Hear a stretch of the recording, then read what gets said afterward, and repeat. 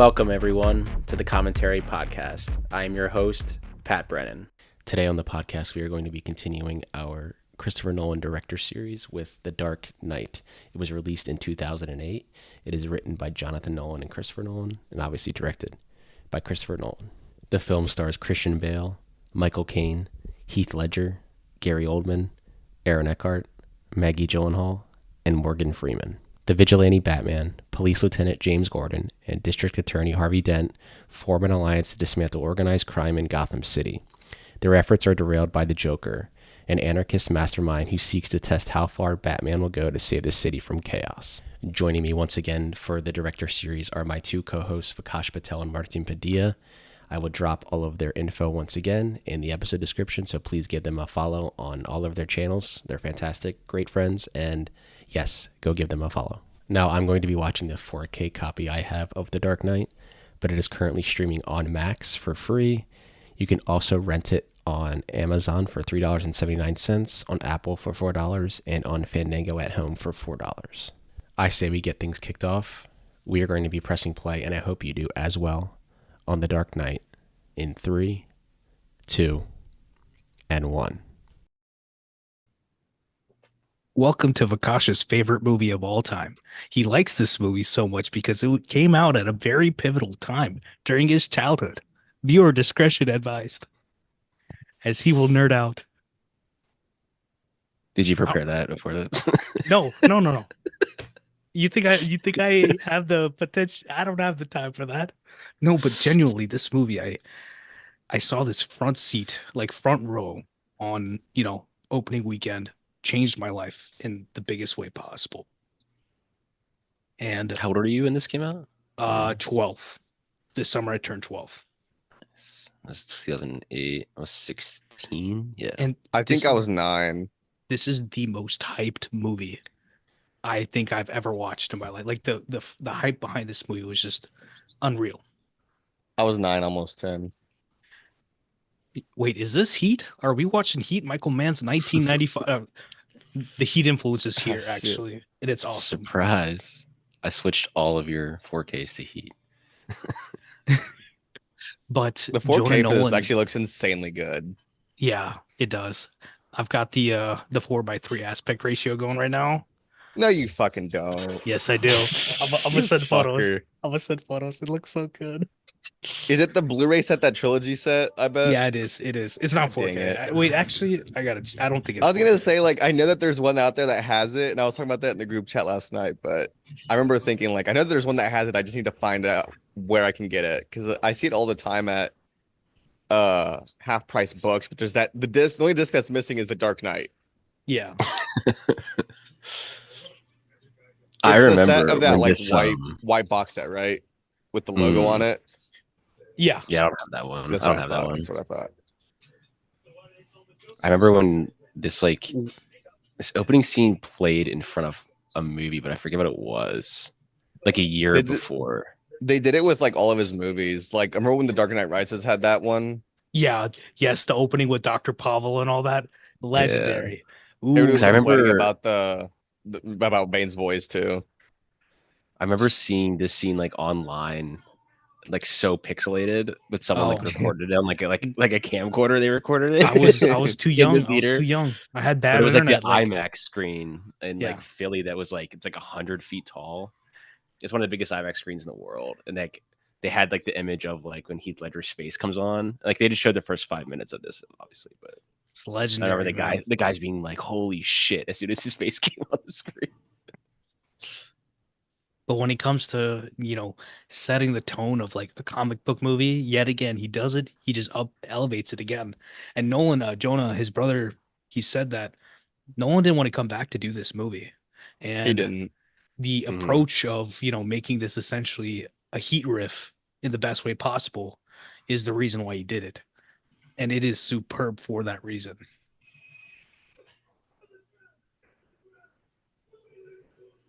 Heat's awesome. And that's why William Fichtner right here is in this movie because of Heat. Even got that Heat color grading when they're in the vault area right there. Yeah. Yeah. Very Michael Mann. I mean, this movie was also so hyped because obviously Heath Ledger's death. His passing. And like I told you, FX, I used to watch Batman Begins every single time it was on TV. Mhm. So it's like I was already a fan. Like I'd fallen in love with this, this character and this story. And ooh, you don't need I remember, blood. I remember seeing Like, this opening night. Theater was packed, and the Watchmen trailer played before. ooh, Dude, the Watchmen And trailer, it's like I remember fantastic. that. and no one in the theater. I mean, I didn't really know what Watchmen was because I was 16. I didn't like read comics that much. But then, like, I mean, there was just one dude that was sitting right behind us. As soon as it ended, he just went, "Fuck yes!" And the entire theater just started cracking up. I was hyped whenever I saw the trailer. I mean, I that remember trailer is that sick though. because The The trailer, fucking Smashing Pumpkins song, like over the whole yeah, thing. Yeah. so It's good. like an iconic trailer. Like, how do you get rid of that? the IMAX, I'm telling you, every single time I watch IMAX film, it is so crispy. Like the video, like the format itself, just Mhm. it feels like you're in the room.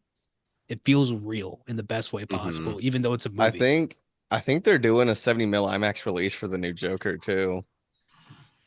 But I mean, I don't know if it's concrete yet. I've heard a few rumors though. no reason why I assume Larry Sher he's shot back on, Alexa 65. He shot digital for it. So I mean, we'll see.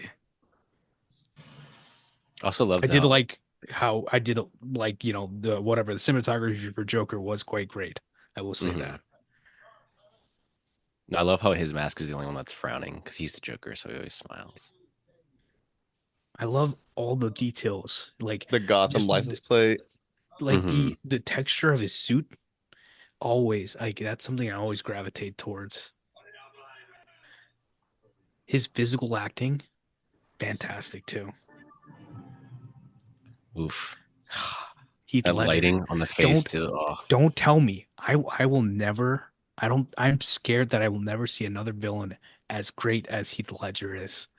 And like it's just this man is yeah. so captivating in this movie. Especially if you're trying to play like the Joker at this point. Like, Like it is what it is. Like anybody else, they can do whatever they need to do, but there's such a beauty to what he's done in this character, and it's a day. It sucks that he's not around. Him, Philip Seymour Hoffman.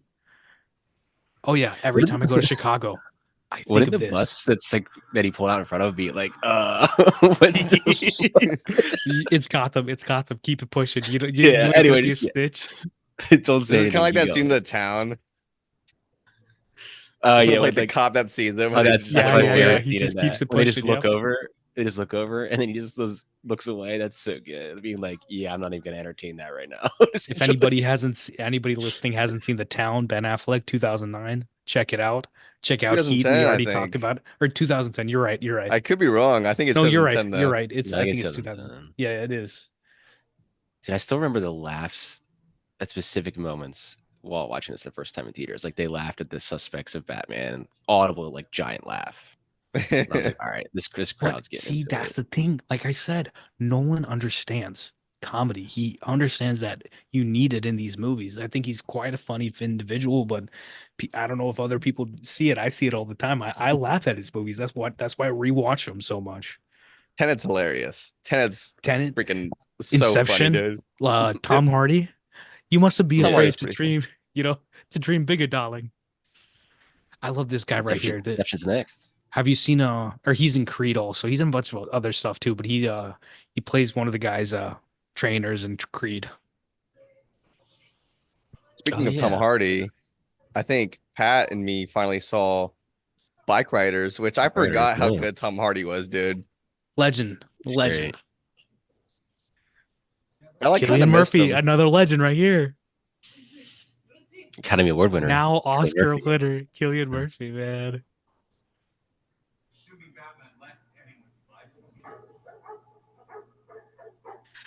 But this is See, great. It's like you this just is bring no, back the no, character no. But from. as a writer, this is so good because it's Mhm, bringing up the myth, the fear of like like dogs. They're scared before like this, this nature thing happens or something bad happens. It's like no, like it mhm, builds up the hype of Batman just having that little thing of like the dogs barking. yeah, Wait, Batman with the Glock? What? yeah. He'd be like, yeah, that's not him. Like, Batman with a shotty. There's two of them. They're wearing hockey pads. Yeah. Oh, I love whenever the he sprays him in tumbler. the face, he just crumbles. The Yeah. tumbler, man. But I love it's like the villain respects Batman. Like that's not him. And then he comes in like, oh, there he is. Like he's Like waiting it's for almost like, he's excited yeah, to see him. He's like, I haven't yeah. seen this dude in a There he month. is. Yeah. But I feel like this very like Gotham thing where it's like you see Batman, he's just gonna throw you in jail, you're gonna break out, like Yeah. and you just do it again. Dude, I still crack up at all those videos people make of like someone doing an innocent crime and they turn around and Batman's standing there. Like you go back for a refill, even though I paid for one, and you turn around and then Batman's standing right there. I do love this action. I think it's good. Yeah, it still holds up. Maybe not the throwing the dog, but it's okay. I This mean, this scene with I mean, the scene with him jumping off of the like Oh, top of yeah. this. Yes, They yes. did it for real too, didn't they? I mean, it looks real to me. I'm I sure he mean, probably I on assume wire work, yeah. they dropped him and then they got down there and then dropped him from like 10 feet or something. Yeah. But still, like, shout out to all Have that. the stunt I guys. The remember rigging, it's specifically crazy. seeing like either like a video or like something that they showed about like how they did this stunt, and I think they were talking about like the aerodynamics of like his suit and how it would work and how stuff like that would work, like just essentially how it crushed the car, something like that. I can't remember what I Ooh. saw. They do have the I think they have the making of the Dark Knight trilogy on YouTube also. I don't need help. But I love how it's like you just bring back the I'm villain not wearing hockey pads.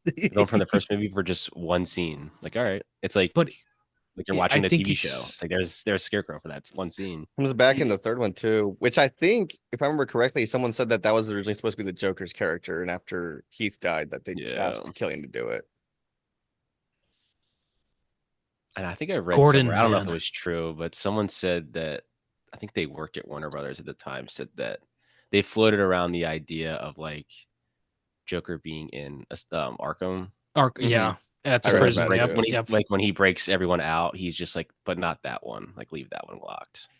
My favorite part of this movie very much is all the legwork that they do in this movie, like detective wise, because it feels like a case movie. It feels like a detective Mhm. movie to me, and it's just the case that is too big for you to handle. It's very Mhm. much personal to you. Because Except it's Batman just Batman. ultimately is just a detective, essentially. That's why I like him. I love mystery stuff. Like, there's a reason why I've read like 15 James Patterson books. Not in the last 10 years, but like I used to read a lot of them. Damn, sunlight hitting you. That bed's got to be frying at that point. Sunlight right in there directly.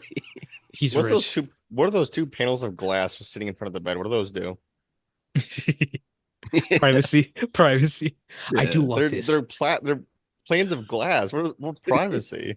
This is just ingenious. I still remember watching this for the first time, and I'm like, this is awesome. The Bat Pod.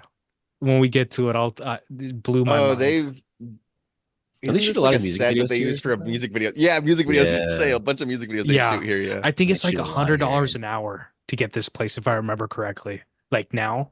Sick. Dude, I just that's pay $100 crazy. I would just think to it's go probably down on more one. low key. Yeah.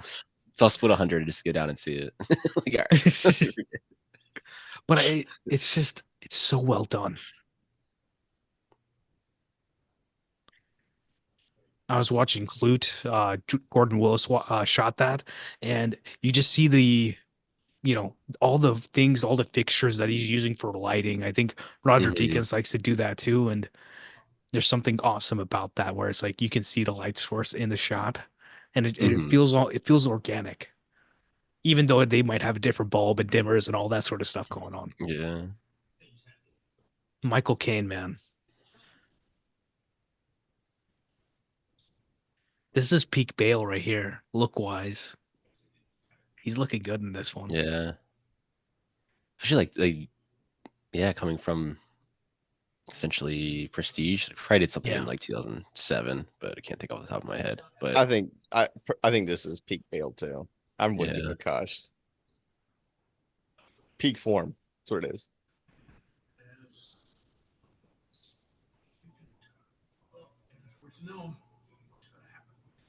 Get the I like symbolism how because he's you in hear pain, but he puts on a nice rich shirt. you hear the piano right there going on Yeah. from Hans, and they bring it back in a real way by the end.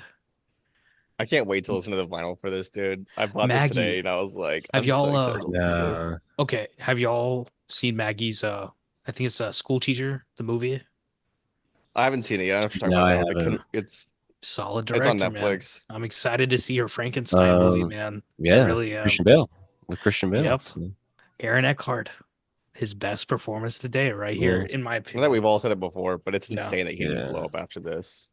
And I Frankenstein, bro. freaking Eric Roberts over here, the Is that the man's one you got mean? like a trillion credits to his name. Yeah, Yeah. that's Fantastic Julia. That's character Julia actor. Roberts' brother. That's And her Emma brother. Roberts' uncle, or Emma Mhm. Roberts' father, excuse me, right? Mhm. I believe That's it's her her father. Yeah. father? I think Yeah. so. Or No it could be her way. uncle. So Could be this your is uncle. Don't quote us on this that. It could be this her- scene is, I'm pretty sure it is, but this scene right here is something out of a book where it's like technically what happens like in the comics. Okay, sorry for Mhm. being nerdy, but like, he actually does get Nah, keep acid like going. thrown in his face at this scene. Keep going. But they use the same setup, but they do the fantastic thing with the plastic gun and all that, very much just grounding the story in a good way. Mhm. And the camera What? work is moving. Mhm. So I because think if I'm a huge comics guy too. yeah, I'm not big on, I wouldn't say I've read a lot of Batman, but out of the Batman comics you have read, what would you say are like your most, like when you recommend any comic book, if you had to recommend a comic book to Pat here, what would the comic be? Yeah. ooh, Give that's me some. hard. I'll go buy I them. I have a gotta. few. I would recommend some like weird ones where it's like Batman goes to like Ireland and things like that. But I mean, I, they the problem is they've started making so many like adaptions, like whether it's like Mm. animation of the comic books, like some of the good ones, where it's like the comics are still better.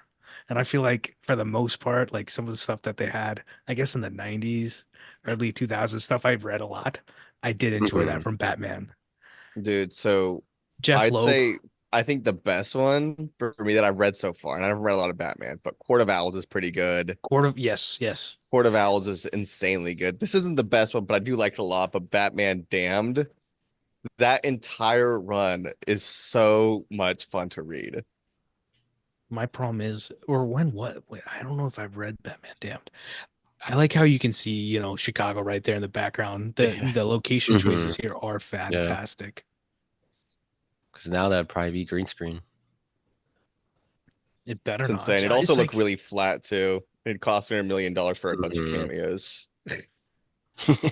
I haven't read Damned.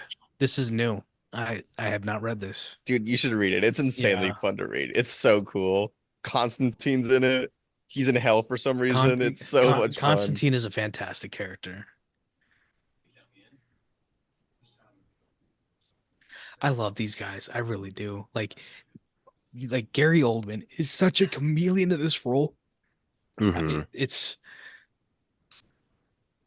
like just from his posture, I can tell this man's different. Like something about him, like just screams Gordon in the best way. Mhm.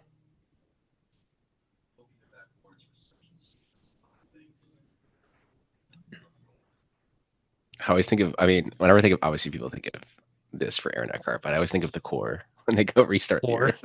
uh, be kind to rewind. Thank you for smoking. Mhm. Wait, no. Thank you for smoking. Not be kind to rewind. Yeah. I saw those two at like almost the same time. That's why it's just my memories are like Yeah. interlocked. Wayne I love how that Tower. that whole scene they didn't have a two shot with them the entire time. They're They were separated. They're two ideals. They're never on the same But same page. page. the pacing is Yeah, fantastic. never Lee on the same Smith page. right here, just cutting it up real well.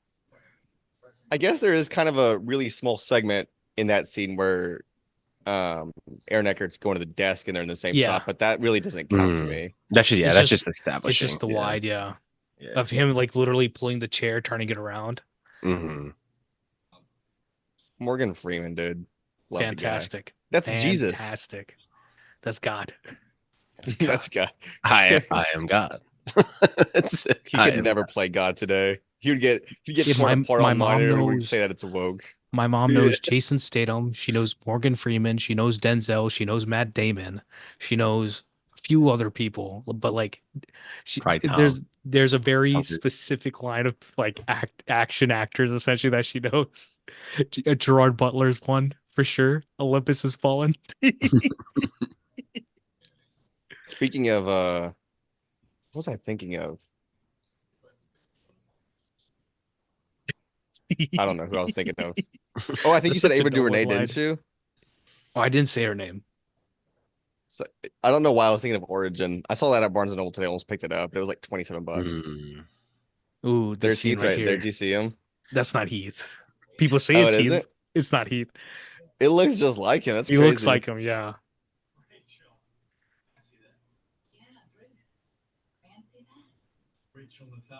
I think this recast, I think she really pulls it together when it counts by the end of the movie. Like Without at the least- scene, I don't know if the recast would have mattered, honestly, because this scene changes everything. yeah. But I mean, the hardest scene that she has to sell is the last one. Yeah. And she's got the juice for that. They should. I yeah. What role was it that Jake Gyllenhaal auditioned for that was a superhero movie? Was it Spider-Man? It wasn't this, was it? No. It was Spider-Man, I think, right? No Oh, idea. wait, Like, no. I know what when- you're talking about. I know When it was what I'm Tobey talking Maguire about now. Spider-Man? Tobey Maguire had hurt himself before Spider-Man 2 was going to be released. And so I think they were talking about recasting him with somebody. And I think Jake Gyllenhaal was the first choice because I think he had hurt his back or something. It's a plot line in like Entourage, literally.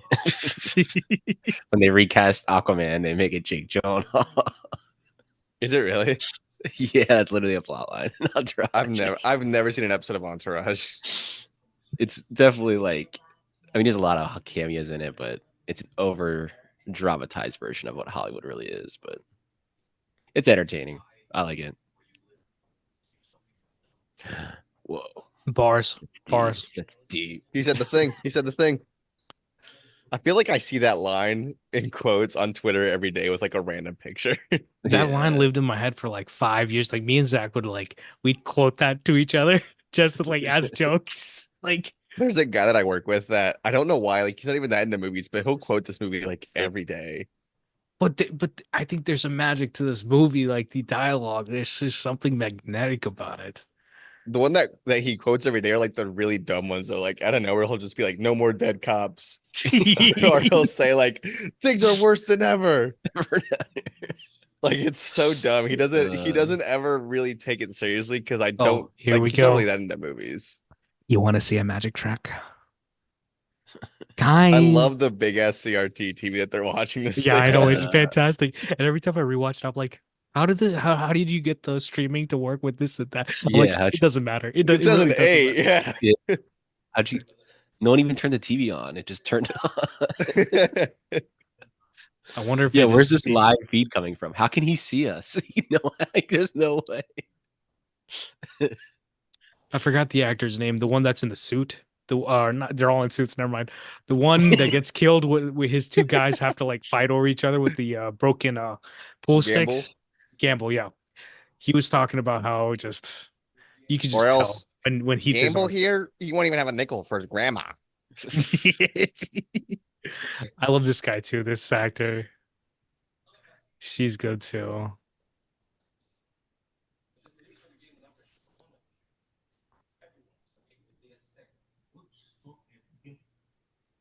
I love that Russian dude. I don't even know if he's actually Russian. Fantastic. He's He's just awesome. fantastic. Every time he's in it, like I said, he's in Creed, he's in a bunch of other stuff, but every time he comes up, he's in Person of Interest, which I name drop all the time, but it's just I think you I love character name actors. dropped Person of Interest for every single Every Nolan time. episode. I'm we've done. sorry. What sucks is that, one of the main actors, he's a terrible human being, but like the show is so good. I was just watching Mission Impossible 7, and the entire basis of the villain for that movie is the basis of that show. And I was just like, the show does it better. It's better than Westworld. Okay, I'm gonna shut up. He's here. Daddy's home. He's-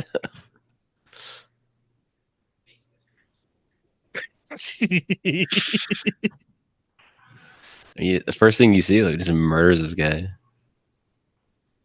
They're all just like whatever. Y'all don't find this fun. I find this hilarious. We It's didn't like just this guy so anyway. good. Yeah.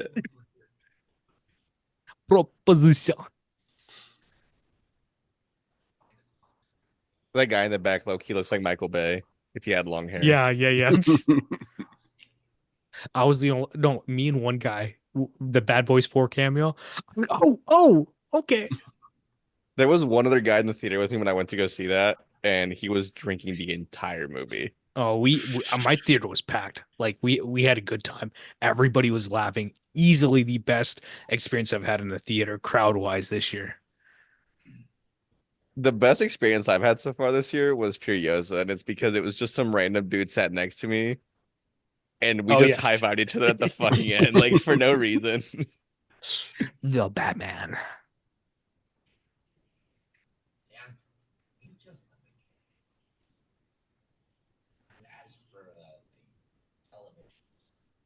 I wonder where they placed the camera for this, like what lens they were shooting on, just to you see how close it is, but it's like it doesn't feel that close. Why far? Look, he's probably Yeah. like a zoom lens or something. Yeah. See, and then Kill the Batman. he turned the Yeah. feed He off turned and the his TV own. turned off. He turned the TV and the TV turned off. Like, okay. That's funny. Just like it doesn't make any sense how it's happening, but it still works.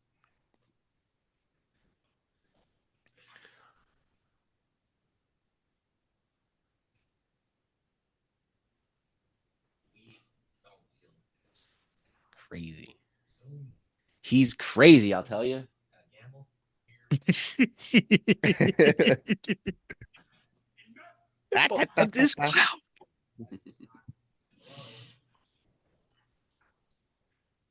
This is my favorite line.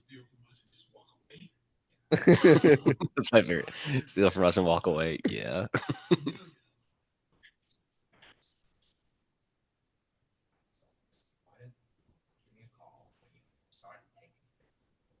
I love how you can see like there's like dust and dirt on his Oh, it's like on his fantastic. Yeah. it just shows like this guy is just being roughed up everywhere, like getting his ass kicked left and Yeah. right. And you can for see what- like even like where like he would set his like hands down like on a counter or something. Like it's very Mhm. dirty.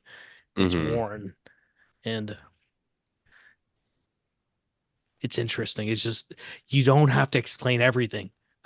Y'all have heard me say this probably already on the podcast, but you do not have to explain everything. Okay, here we go. This shot right here. Oh man, when they start going around each other and they're just having this intense conversation, this is fantastic work right here. Just shoot dialogue. He definitely messed up turning that off the first time. That's why I hit it twice. Yeah, but it works. It works, yeah. I think it works better.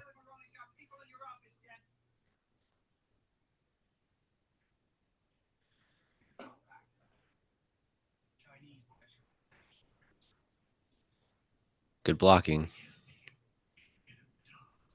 That play I went to today, dude. Didn't No we all do it blocking last night? at all.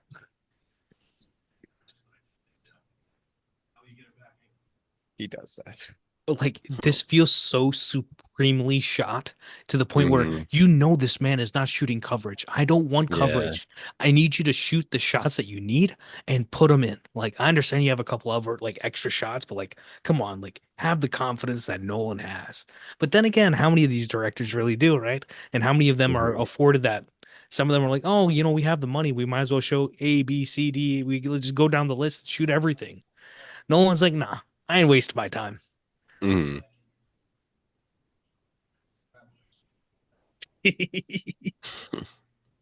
Lens choice here is interesting too, actually.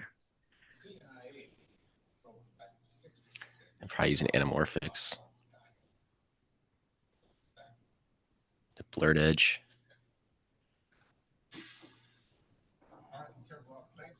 I was watching the thing last night, guys. Bro, anamorphics. Oh man. I just love cinema, man. Cinema, brother. Let's see what lenses they used.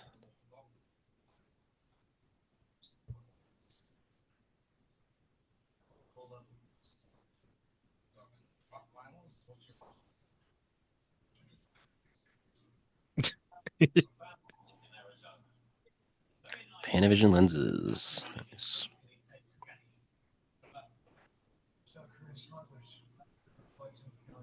Same thing here. I think Nolan realized like there's a lot of information to get through for this, and they just really have to get it fast. Just keep it going. Mhm. And I think you could see where he started with this, and then you go and look at Oppenheimer, and Oppenheimer just feels supreme. It's just he's always building his like Mhm. repertoire as of being a director and how he can get things done as fast as he can. Or This is very efficiently. I like shouldn't say fast. There's a difference between being efficient and being fast. this whole Very scene's much so, yes. very James Bond feel. This whole Yeah. Oh, scene. there's so many Bondian things in this movie. Mhm. I feel like Tenet is a James Bond movie. I've said And it then before, and I will say it Inception again, third Yeah. man. act, the whole snow Mhm. sequence All with of the third Tom act of Hardy. Inception feels like James Bond. Yeah. Yep. That's why I'm like he never has to do Bond because he's already bonded himself out. Like he doesn't Yeah. need to do it ever again. Like whatever I he's always see people online saying like, I want Nolan to do a James Bond movie. It's like, bro, let him do what he wants. Like, he does for not need to do a Bond movie. He's already done a Bond movie. for anyone Yeah. listening, he will never do it because they keep the same two writers they have for like 25 years. And they might have people come in once in a while, but they're not breathing life into the Bond franchise in any way. It sucks. Like I love Bond movies and they need to make better ones. I don't know what else to say. Like they've got a hard road ahead after what Daniel Craig did, even with, a couple lopsided movies. It's been Crazier a than while since we've usual. heard anything about any sort of new Bond like being done. Like even Th- before Craig They got s- cast, what they was it said like Aaron two or Taylor three Johnson, years? but I we'll keep hearing see. Aaron Taylor Johnson, but I mean like what I mean is like an official announcement or any sort of like production news. Like between the last Yeah. Brosnan film and the first Craig movie, there was like what 2 or 3 years. Yeah, Mhm. It's been like 2 years, 2022? 3 years. 2 to 3 years since Neil Three Tech Yeah. years. died. Yeah. Nothing. Why so serious? I'm thinking about like all the time, like after this movie came out, how many people just tried to do this voice like constantly. Me. I still Like see people everybody doing did. it. Yeah, everybody did. Can't show that. That'd be make it rated R. I think he pushes the line as far as he can Mhm. with this movie. I am This still is dumbfounded pretty that they close to pulled being off rated R, I'd say. like Mhm. Harvey's face. I don't know how Yeah. they got that passed. Try it. I mean, I remember when he was announced as Joker, everyone was like, "Really?" Losing their minds, Prove yeah. him wrong. Yeah. Prove him wrong. I And love now it. all those people are probably like, "Yo, yeah, I knew right away." It's like, no, you didn't, dude. Dude, yeah, it's Lie. weird because you have casting choices like this that like the internet goes crazy over, right? But now Mhm. it's like somebody is even in the running for like a casting for anything, and I feel like the studios probably tell the press this that way they can get a good gauge on like how the audiences are gonna feel. So that way, if Yeah, like they don't like some the people will audiences don't leak. like it, they're like, Yeah, okay, like we can't cast them. The audiences hate them. Like they don't yeah. take Some any people will more leak risks at all. stuff. And they do take into account their followers and all that sort of stuff nowadays too. Hmm. Like Yeah, social that's media. what I mean. They Like do. I'm not surprised that, Rachel Ziegler, she went from West Side Story, which didn't do super well at the box office, deserved obviously so much more. But then she jumped to Snow White and uh The Hunger Shazam. Games Too. and Shazam. Shazam. And her presence is like fantastic on Mhm. screen, and people should need her. No, I mean, I work in the It's studio, business. and Yeah. they look at the comments. They're looking. It's interesting. I mean, Someone could have leaked that Aaron Taylor Johnson just to gauge the public, see what they think. I think that's what's Yeah. going on. Yeah, 100%. Just so they Oh can no, get a gauge on it's like either what the public feels about it. it's either one side Yeah. or the other. It's like Jonah Hill. He wanted too much money to play the Penguin, right? I mean, Hmm. Colin was much, much better. Just Yeah. say it.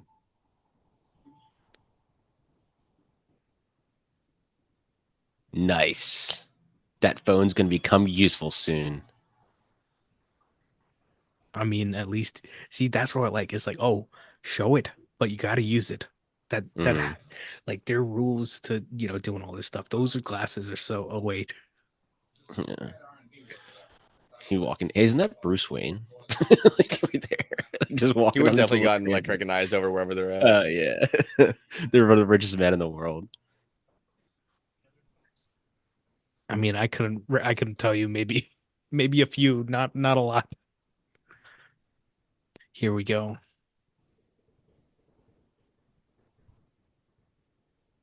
I bet you Time got to that be 70 the shot right there, don't Batman. you, Yes, Vikash? yes, You yes. Yeah. motherfucker.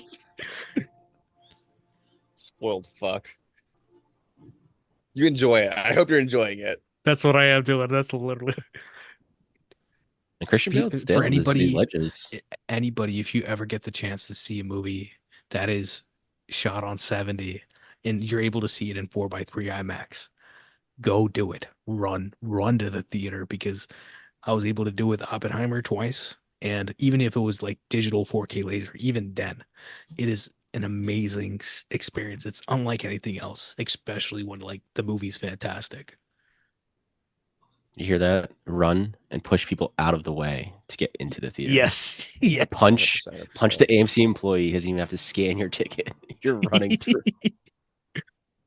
I don't have, actually here, like where I am at, they don't really look at my ticket. Like they know me enough to the point where I'm just like, okay, I I know. got my Sometimes popcorn. I'm like going in, guys.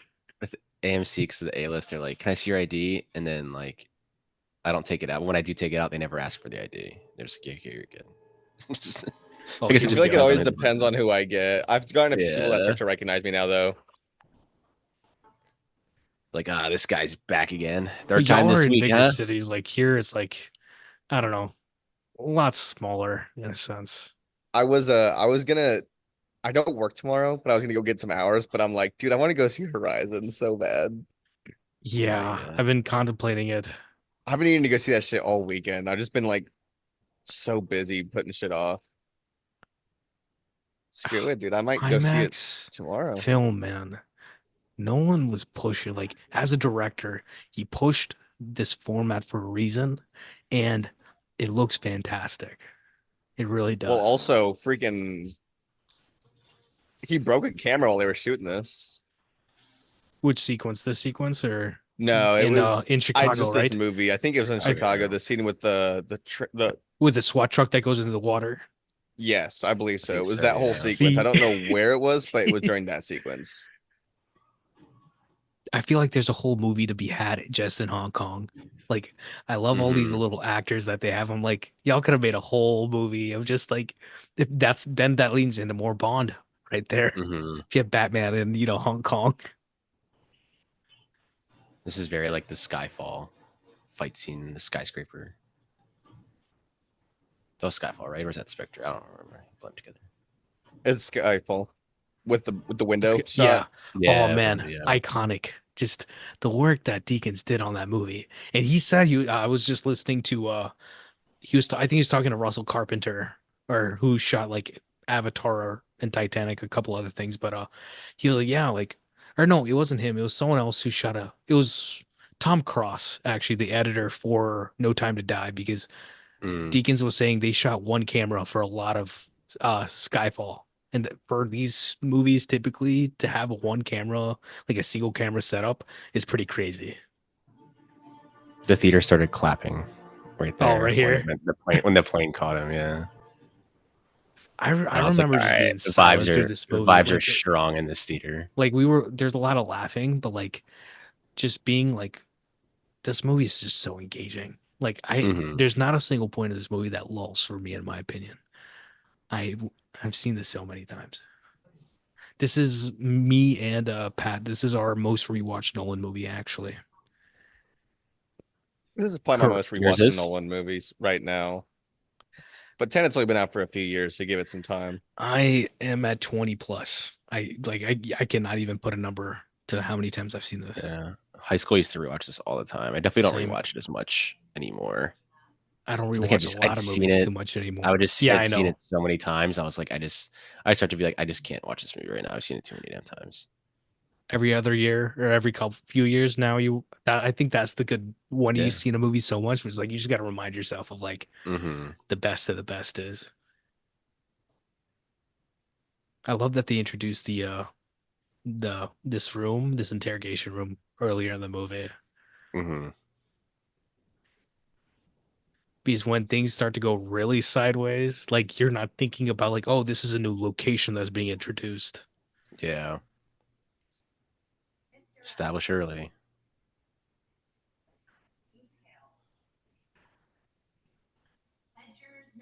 She's got this charisma to her. Hmm. He's voting for I just hate to Dukakis, you say it. said. I think she is. I think she has better dialogue timing than Katie Holmes does, and the way she delivers. Yeah. I can always tell some actors. I'm just like, you just they can tell when actors are looking for their next line. What's my next line? What's my next line? What's my next line? That's his line. Okay, I'm up, and you can tell. Because some people, yeah, that Not saying Katie Holmes does that. I'm just saying that they have different way there's of delivering their dialogue. for actors, it's hard to be present for some of them, to be present Hmm. within the moment and actually be within it rather than like, oh, like this is my moment, this is his moment.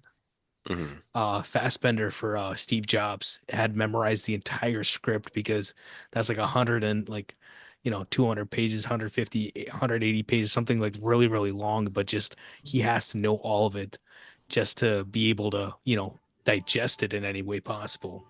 Well, Aaron Sorkin wrote it too, didn't he? Yep. Hmm. So, I mean, his dialogue is Heavy. it's sharp. Quick It's and one after fast. the other. It's Yeah. snappy. Like this is it's almost like a ping pong Yeah. match. Yeah, Like everybody is just it's going like one after another. it's like a Gilmore Girls where it's like no one speaks like this. So yeah, I This is love the what this is Gilmore why I love Girls the Drop drop. Gilmore dynamic. Girls. We go from this to like Steve Jobs to Gilmore Girls. This is what we I are, will say guys. Gilmore Girls is fucking great. It Love that is show. I my will say, like Avery got me on that shit, and it is. I It's can't Nestor great. admit it Carbonell. is a great show. Have y'all seen Bates Motel? I've I've not. seen the first. I think I saw the first few episodes with my mom when did it come out? Like 2014, Yeah, something like 13? that. Nestor Back Carbonell's in then. that. He's great. It's Olivia Cook, Olivia Cook. Freddie Olivia Highmore. Cook's Yeah, in that. Yeah, yeah. Solid show. I haven't Really, seen it. really not fantastic, but like really good. Good, solid like Yeah, prequel like show. Carlton Cuse. Like they had some. You never expected to be Speaking that good, but of, it is good. speaking of Lost, Richard Alpert here. Yep. Did everyone else's, whenever they went and saw this in theaters, did everyone else's fucking audience just like lose their shit when the fucking Joker thing hit the window? Oh yeah, I remember that. There's this part. Yeah, I mean, I jumped. I remember jumping, but I vividly also remember when they Oh, you watched the remember? video. I still jump. The video of the Joker when it's on the news, and then the laugh he does, and it cuts to silence. I remember like the theater just started whispering. You can hear people being like, "Oh my god!" Like they were terrified in the theater. Like at how good that laugh was too. You're like, "Holy shit!" Even I was like, "Holy shit!" Like I remember getting chills on my like the entire body. But It's like, this damn. movie, I think I think they're like the inspiration, like what this movie did. They might have took some of the wrong lessons, I think, from this, where they're like, Oh, oh, we want to make grounded next scene. movies, but some like Skyfall works, but it's not as good as this. Hmm. But it's like just from a narrative perspective, what they do with the story is what, comic book movies should be ripping off or riffing on.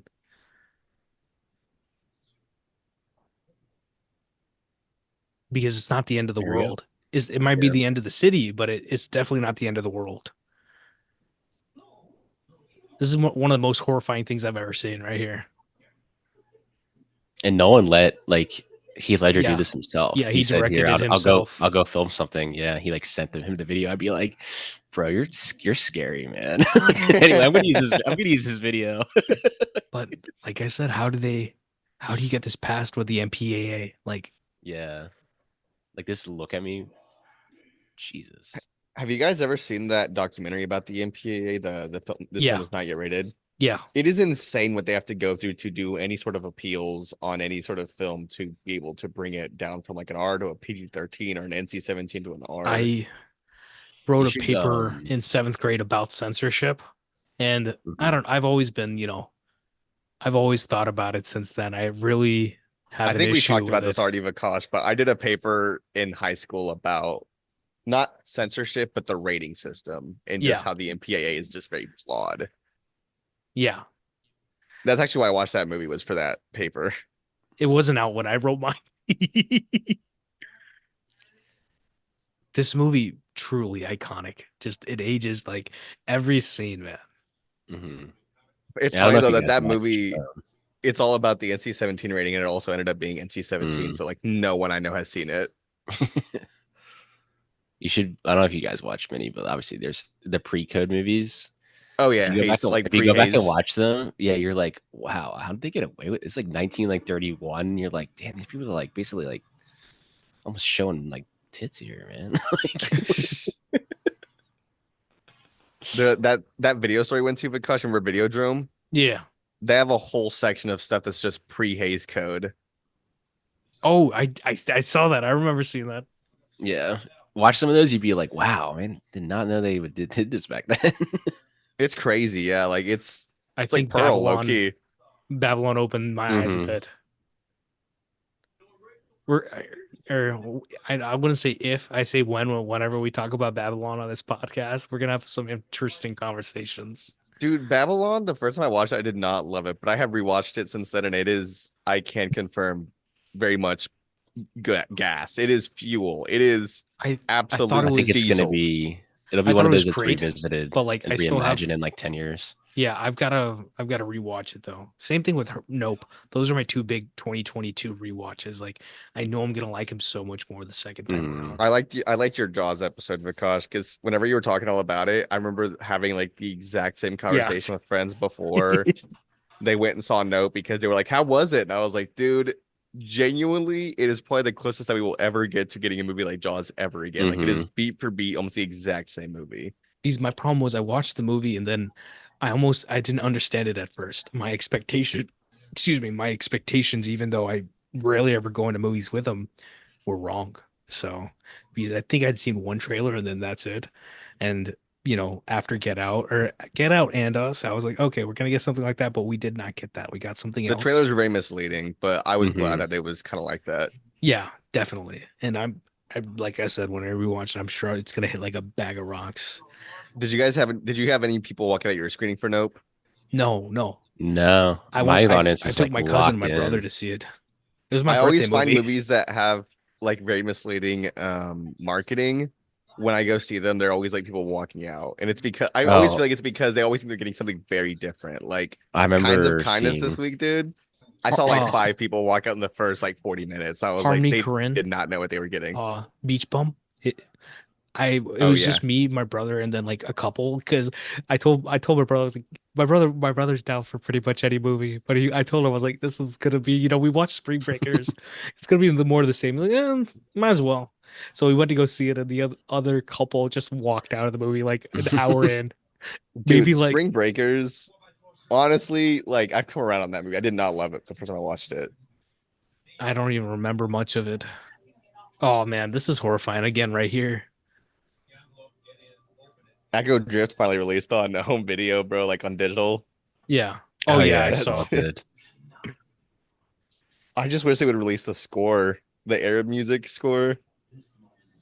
I will probably knock it out at some point. Or I'll talk to you afterwards. It is the shortest movie in the world. It is hour and 20 minutes, but it feels like 4 hours when you're watching it. So It I'm gonna is fall somehow asleep. like, I won't fall asleep watching The Dark Knight, but I won't fall asleep during something like that where like the pacing is well, the just thing with Echo Drift is that like it's not a good movie. Like it is so oh in your face trying to be like Art, an artsy, experimental like movie. oh yeah, Like it is trying experimental really hard to artsy. be which experimental I mean too much to the point where it's like not even fun. it's like Terrence Malick from like 2011 till like No, it's before even Hidden worse than Life. that. But I Because mean like Terrence at Malick least is actually compelling. That's the difference. Mhm. yes, it's very compelling. Echo Drift, dude, there are scenes that I was like, this is a real movie. Like who he did this? Like why? Like someone thought of this and put this on on a digital format. But at the same I time, think like I the can't way I stop think thinking about it about it. is That's what's like crazy you about it. really got a crew of like let's say 20 to 50 people, maybe more together to make this. Like you really got everybody together to do this. Mhm. Nice. Yeah, don't talk to my Perfect. girlfriend. The perfect the comedy of like him coming behind him and just the pacing of the conversation. I love Everything's perfect. I love that just the up and you just have her eyes look up instead of her like look up. It's just the eyes and then boom. Great. You guys remember that shot in the trailer just being everywhere whenever this movie dropped? Mm-hmm. The card. Yeah. Who's gonna say it? Ginny. Ginny. We made it. The score for this movie, fantastic. Martin actually just copped I it today, know. didn't he? Dude, that vinyl. I see it.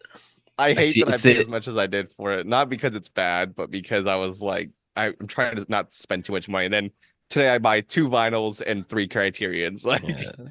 That's $150. Okay, so Thank you. just At Barnes just to and Noble. mention, hear how the score is really rampant before, and then as soon as he gets in here, Nolan Lee Smith, whoever, they cut it off. Mhm. And it is so much more, horrifying to hear the diegetic sound. And then we get back to Bale, and you have the score going. And you cut back. And I always pick up that vinyl. It's always sitting there, and I'm like, I saw it last time I went finally for the first time, and I never saw it before. It's like And I was the like, you it's know like the what? Next green time one, if I right? see it. It's Yeah, like I mean, green, it's I think, actually yeah. it's like it's a purple vinyl, but there's like green splatters all over. I'll have to send you a picture of Yeah. it. I also got the Yeah. Twilight vinyl, which is also purple. I did already Catherine listen to the Hardwicke, Twilight vinyl while I was lovely playing woman. Elden Ring a little bit. I hated my father.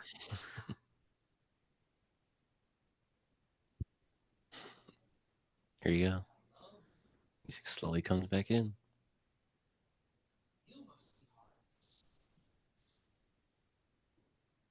You guys remember There's a Glen's house in the third specific movie? look to movies from the 2000s that were shot on film where I feel like even today, when you shoot on film, it doesn't look like this. I don't know what it is. Is it the film that they're shooting on? Processing? Like, I don't know what it is. You guys know The Ring, Lenses, the too. Gore Verbinski film? Yeah. There was a specific, I can't remember what it's called, like a specific celluloid format that they used for that movie that kind of gave it that green tint, and they don't make it anymore, so it's like impossible. Wait, hold up. Wasn't it Ektachrome?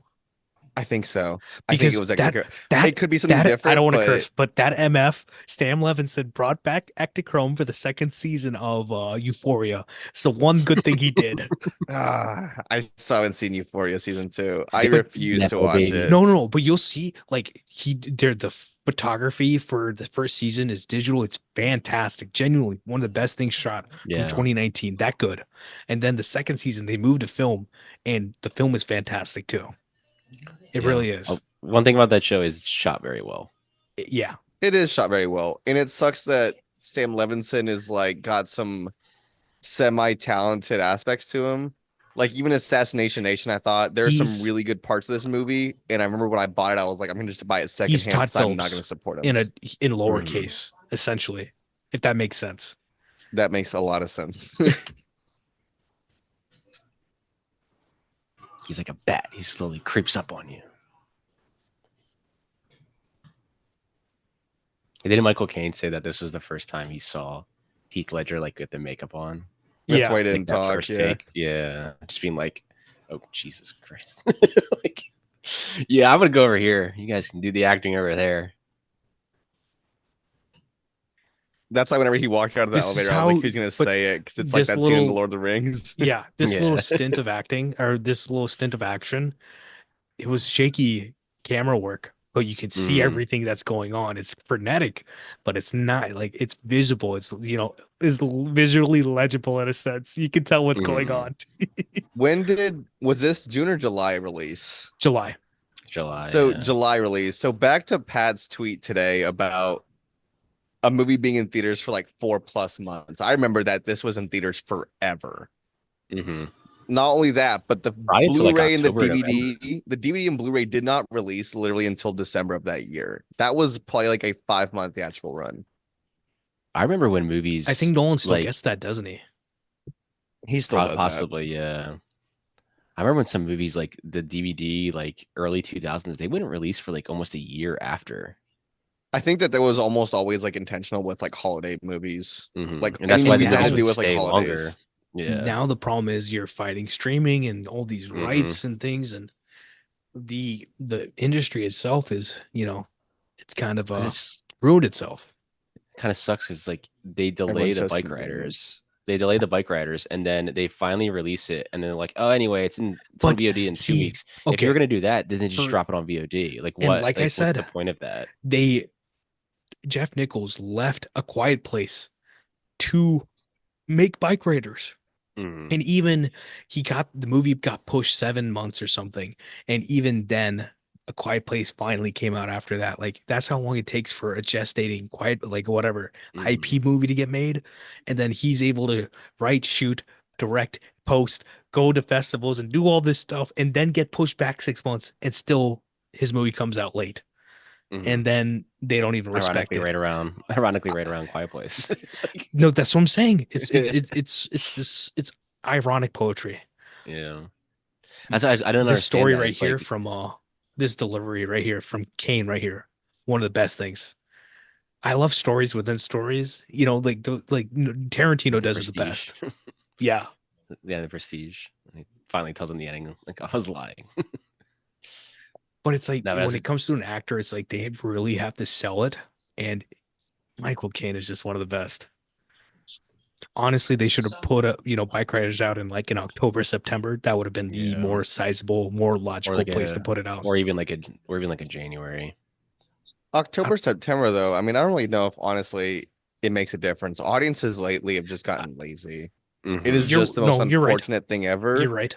Where like But unless it's a Marvel I'm movie or something like along those lines, people do not show up for movies anymore. I'm glad y'all Yeah. enjoyed it. I just saw I really Thelma. liked it, Thelma The was yeah. more good. the more I think about it, the more I actually really like it a lot. There's only one real gripe I have with it, which I'll talk to y'all about afterwards. But besides that, it's just a fun ride. I love Jeff Nichols.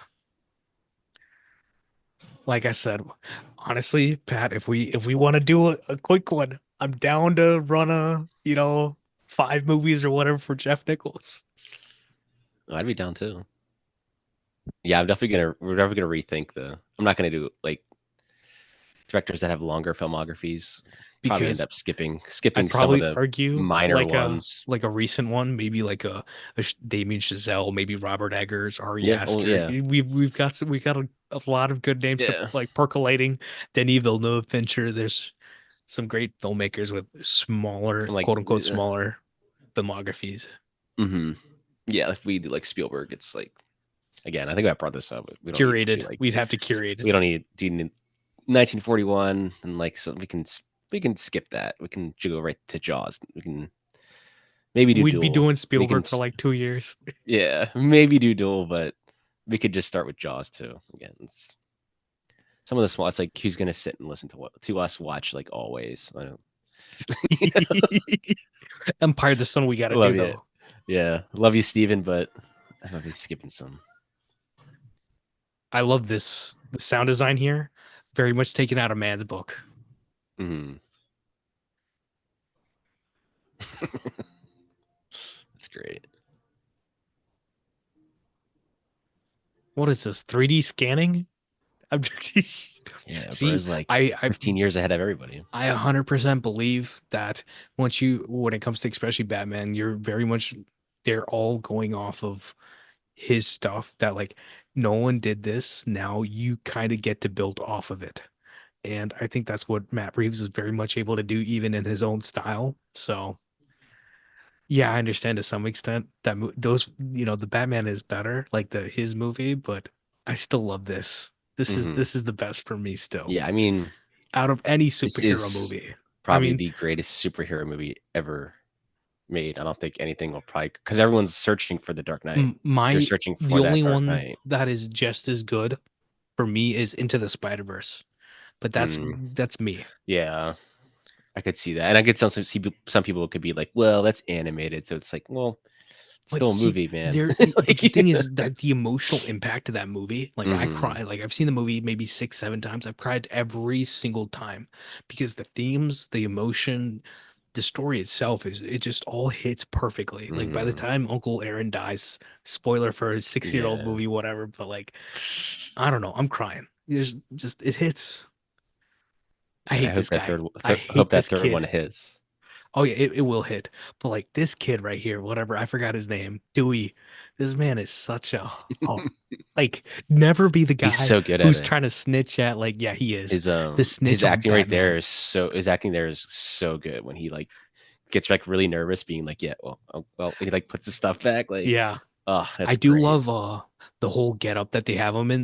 Morgan Freeman, like Lucius Fox, the Hmm. sweater vest, the bow tie, just great costuming work.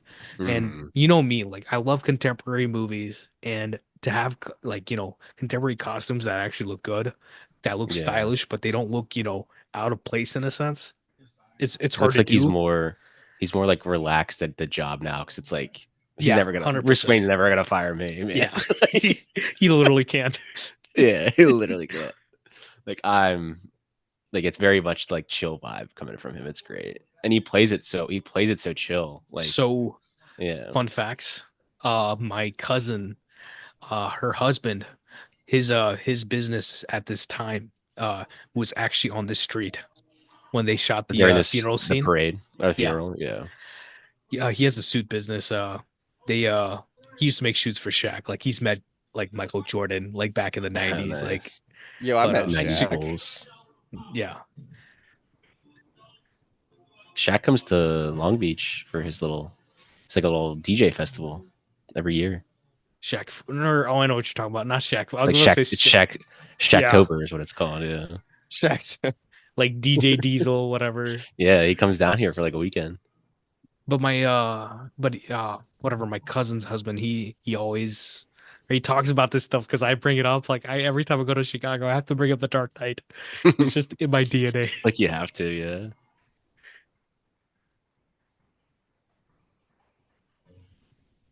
There's some, if you look carefully, like during some of the scenes, you can see signs that say like Chicago, Oh like yeah, businesses or definitely. something like that. But Like the scene Mhm. where it it's downtown where they're fighting and stuff like oh that. yeah, 100%. You can see it all. Like literally during the scene where, the truck flip scene, you can see Starbucks there at I some was gonna say point. Yeah. there's a Chicago and a Starbucks there. No, but my entire intention of like, see, like you can bring it up after all these years, like 10 plus years. But when I'm watching the movie, when you're fully invested within a You don't even think narrative, twice about it being you Chicago. don't even give up. Hmm. Like Like you're that's just Gotham, in the dude. movie. Yeah. Exactly. It's like we're in And that's Chicago, why, and then but that's why some it's like, New York that's why I shots. have an emotional response. Like I go to Chicago and I see all these people. I'm like, this is Gotham City.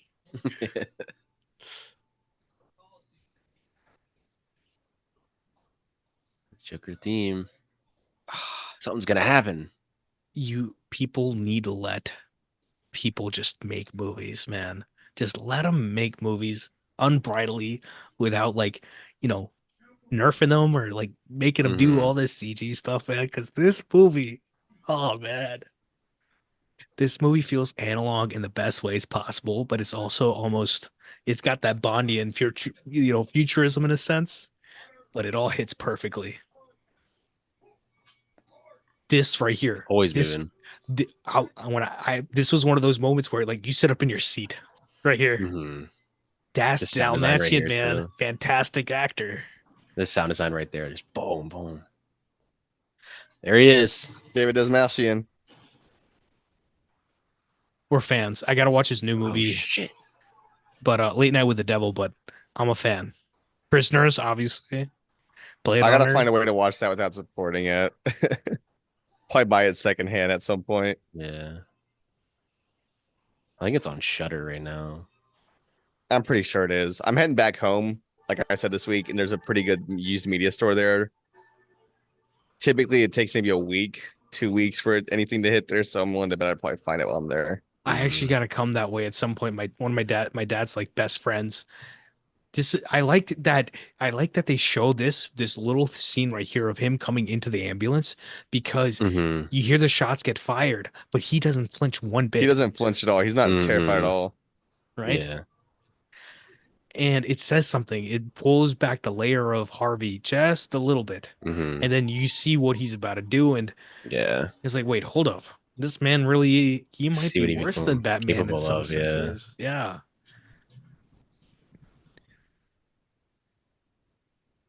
And this This death whole right here, moment right here. This Yeah. sells. Little on the nose with the color grading, but it's okay. The blue. Just I know, that but cold. no, but the thing is, the scene with the judge, it's colored the same way. They probably shot Mm, this earlier in the day, and yeah. then they were trying to just essentially just make it look almost like night, right? Not I'm Mhm. pretty fully sure they day for did. night, but it has to be. I don't think about it, but like,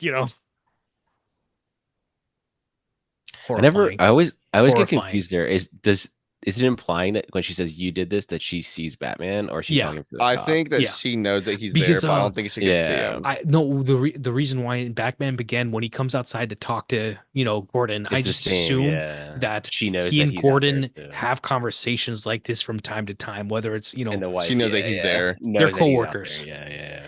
Basically, yeah. Actually, not you were talking about the comic books. I do love a lot of the comic books where we get dialogue between Gordon and Batman, because I think there's that relationship when it's flushed out correctly.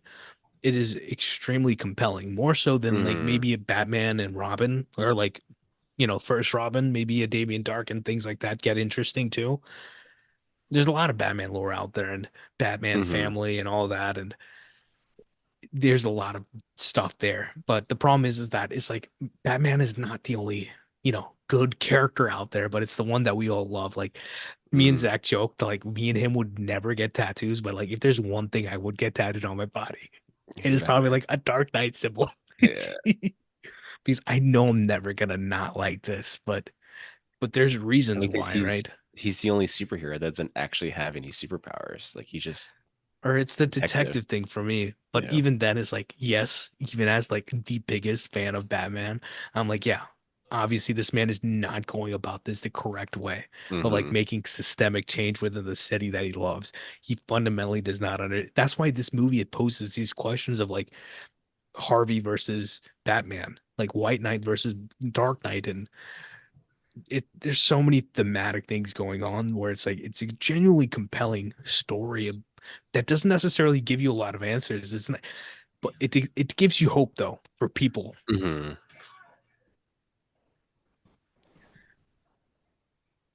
I think they really got this down better.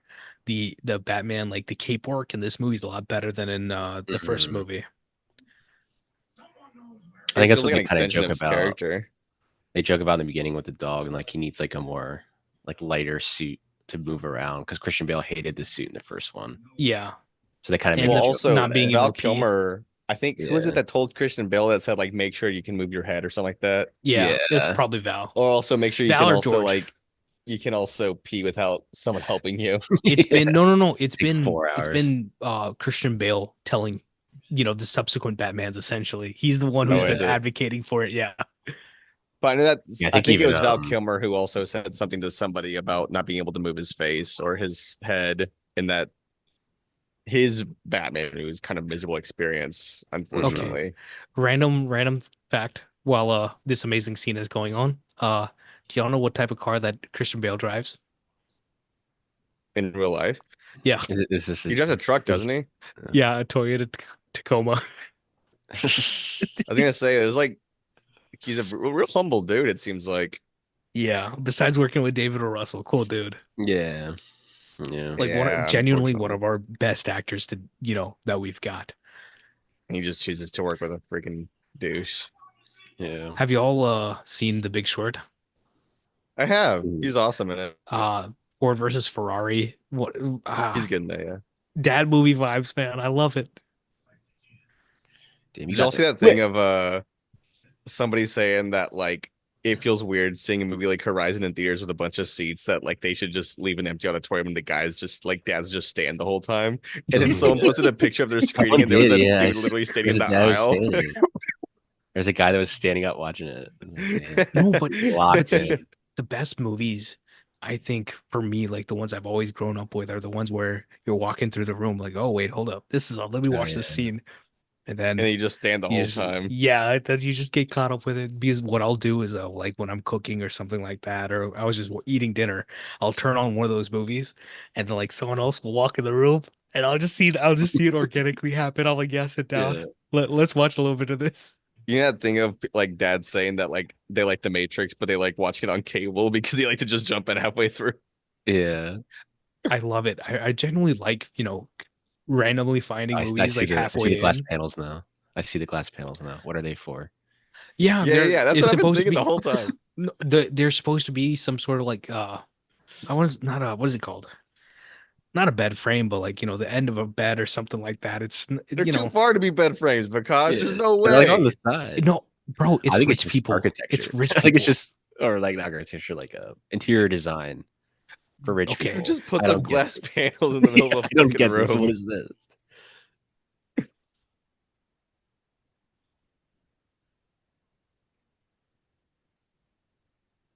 Rachel. Rachel. You're dating, Rachel. you're dating a bad guy. Rachel. His name is Harvey. Just His for name is anybody, I've been practicing like Rachel. Even I'll probably still mess There it it up, is. but There it is. There it is. What is See, look that? how far. Yeah, what are they? Let's ask Nolan. No, What is this? earlier they were like on the end of his bed. No, Like Yeah, earlier they're they on were the in front of his yeah, bed. they weren't like there. Yeah. Yeah, what is this? I think it's just to signify this is the bedroom, even though it's out in the open. That's definitely what it is. This panel signifies the Like bedroom. they're just Yeah. dividers. No, Yeah. literally that's what it is.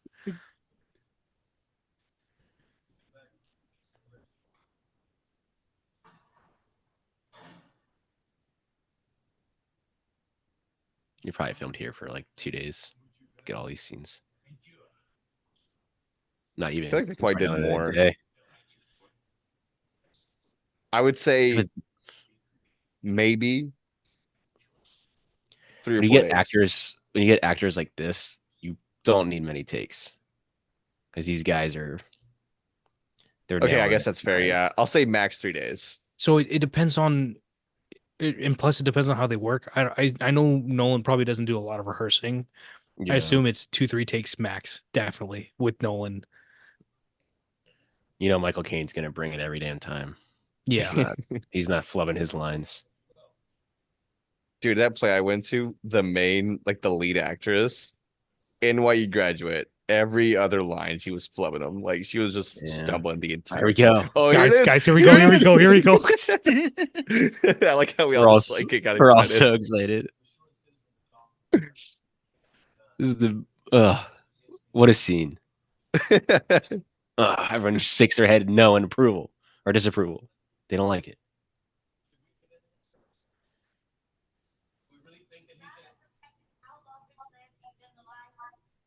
He's right there. You guys are talking about him. I love we're all just like silent, like waiting for the line.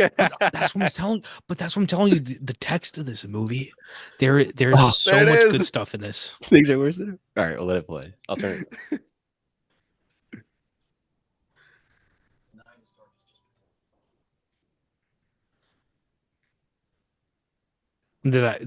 This dialogue actually makes sense because it's like a politician promising something. Yeah. Because like on paper, he's like, Levels. here we go. Nice. There it is. There it is. He should turn himself in. This is Batman rolling up to a Reddit forum. Yeah. This is 4chan. I am the Batman. What? You already know if Batman was real, bro. Reddit would be cooking his ass every day. It'd very much be the boys.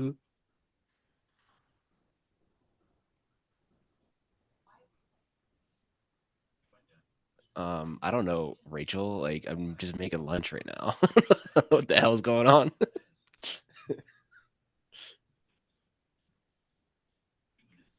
No more dead cops. This also plays into we don't negotiate with terrorists in a sense, doesn't it? Yeah.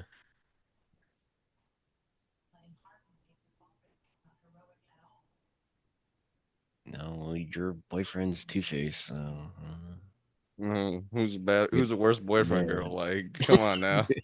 That's why it's like it's Can you interesting really that talk? like yeah, he just said that to they, her. he uses the Joker to pose morality in ways that become questionable. They become gray rather than black and Yeah. white. And Mhm. That's It's it's very much fantastic. like It's like always been their relationship in a way in any comic form. Because I mean, Batman and Joker is just arguably the greatest hero villain story Yeah. in all of media. Besides, I guess Luke Skywalker, Darth Vader, but people know who the Joker is. Even if you don't like him, they know who the Joker is. They know who Batman is. There's a reason why a Joker movie made $1 billion, and that sits 100,000% on the laurels of Heath Ledger. Yeah, really. No shade to, Joaquin Phoenix, another one of our great actors today, man. But shade to Todd I Phillips. guess you have to thank. What's funny is you also remember when Luke everybody was talking Skywalker. about the Joker, it was going to cause shootings, but I remember the minute that movie ended, every freaking night we just had people walking out doing a Joker impression for that movie. Yeah. I love that. Clowns. I love that slap right there. Just slamming the door. A notch, yeah. And then Here we go. Oh. Here we go. Here we go. I also think Mark These Hamill are made is for one this, of the best right? Jokers. 4x3. This is stunning. Here he comes. When it comes to action, action is always a behemoth. It sucks to shoot action, but it is 100% worth it. Mhm. Like when they do it right, That shot of that freaking is it a semi or a bus? Fire truck. Just it's a fire truck. You're right. Yeah, burning. That shot, that wide shot of it on top, Mhm. it just looks so freaking good. That one cop's got a shotgun. It adds realism. This entire sequence is so helicopter insanely cool, dude. Yeah, if you're driving there and you'd be this scene is this is the template. This is the blueprint of hey, motherfuckers, we can shoot IMAX and we can do all of this in IMAX. Yeah. I got goosebumps right now thinking about this scene, man. Genuinely, I love this scene that much. This is where he destroyed the IMAX camera. And it's practical. And there's some miniature work in here. Yeah, miniatures. Yeah, I was gonna say. Mm-hmm. Not enough respect for the miniature stuff, man. Ever. Mm-hmm. He did miniatures for Inception too, which is crazy. Ooh. Yeah, I'm not sure where he destroyed it. I know that it's further down. It's I think it's right when Batman shows up that they said that they destroyed it. Yeah.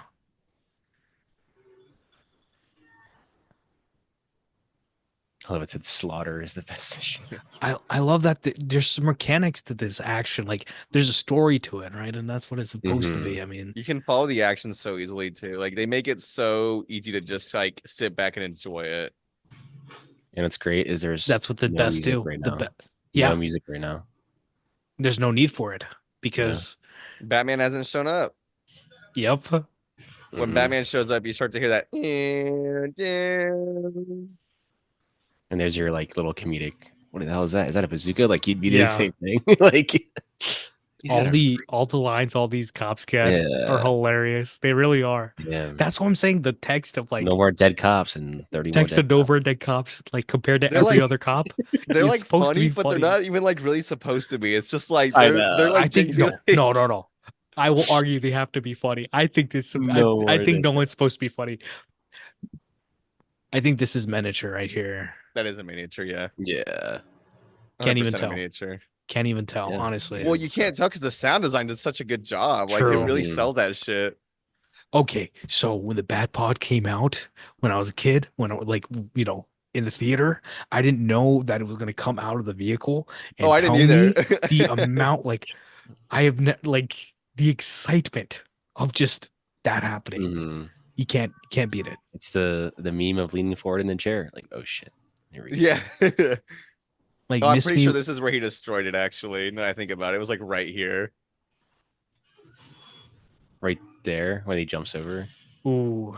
Got too close. I'm pretty sure it was one of those shots. I can't remember which one it is, but yeah, they got just a hair too close. But I think there's 8 IMAX cameras now, but at the time there was only 2 or 3. Yeah. And they're using edge arms, I assume, to shoot this stuff. That shit looks good. This looks so brutal. It's kind of crazy to think about how there's only 8 real IMAX cameras in the world, though. Like even since this movie. But I mean, Mhm. like literally, like some of these cameras have literally been to space. There's a guy on Instagram, 70 DP, a guy who literally shot a lot of that that IMAX footage Yeah, I know for what you're talking about. space. Yeah. Mm. So it's like I followed the guy for like probably like 5 to 10 years at this point, and I just see the information. I'm like, dang, like y'all really going at it before. Yeah. There's this dude that comes into my work who's come in for like 2 weeks straight, and he is trying to get a sound system. And every time that he comes in, he asks about IMAX being on like a receiver, and I'm like, that has nothing to do with the movie like, at all. It's just an audio format, and even then, it's Yeah. probably not gonna do much for you. Like, there's very few movies that do that. Oh man, Oof. There Then the we music go. kicks in. Goodbye. It's a nice coat. I know this vehicle makes no sense, but I've always wanted one. Same thing with the Tron cycle, Dude, I need to rewatch Tron. I've been wanting to Tron rewatch it Legacy, recently. I don't man. know why. Like I've been wanting to Uh, rewatch Yeah, both of dude. them. I Tron gotta get Tron Legacy, Legacy on the pod. that shot when Tron Lego on the pod. ooh, I'd do it. actually Joseph Kaczynski. I'm down. I'm down. That's good. That was the guy that was fixing his teeth or whatever.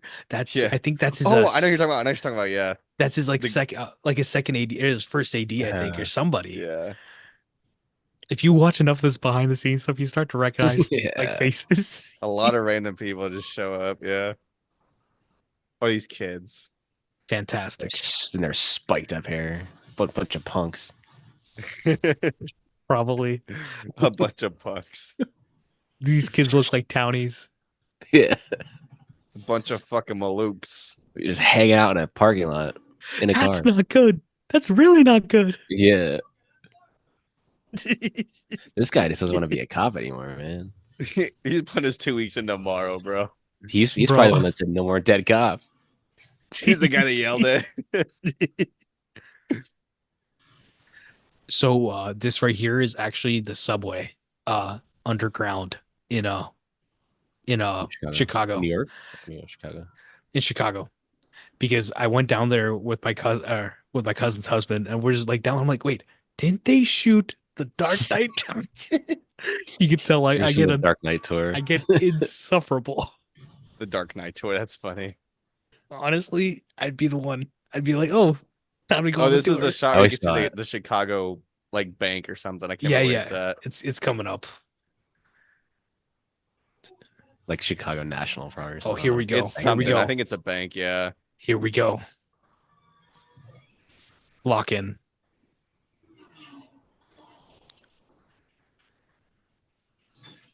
There it is. Oh yeah. There you go. Boom. We got LaSalle. 11 What out else of was 10. there? 11 out of lot 10. That is cinema right a lot there. of a lot of claps there God when he trade, went up the South wall and he LaSalle. came down around. A lot of claps. In the theater for that, I remember. I imagine. Yeah, LaSalle. Yeah, that's a street there, and yeah, you can literally see Kinko's in the back right there. Not Yeah. that I've ever noticed before. No, there's somewhere you can actually see it actually says Chicago. Like these are all Chicago places, but there's somewhere I think Mhm. he walks by it. There it is. Yeah, Chicago. Sweet home I said home of Chicago. Chicago. Sweet home Chicago. Yeah. And I've never noticed because Heath is amazing. Yeah. It's just you locked in. There's a Starbucks right there. And look at where the horizon is on the shot. I think John Ford would be Mhm. proud. Batman doesn't kill until Zack Snyder steps in. Zack Snyder, cool person, but just I don't know where the He has the filmmaking worst fan with the base. pathos and the ethos Yeah. is there. I mean, like he's the one who feels like an actual like contrarian just for contrarian's sake. Like he's the guy who like plays devil's advocate just for shits. Mhm. This reveal right here, though. Fantastic.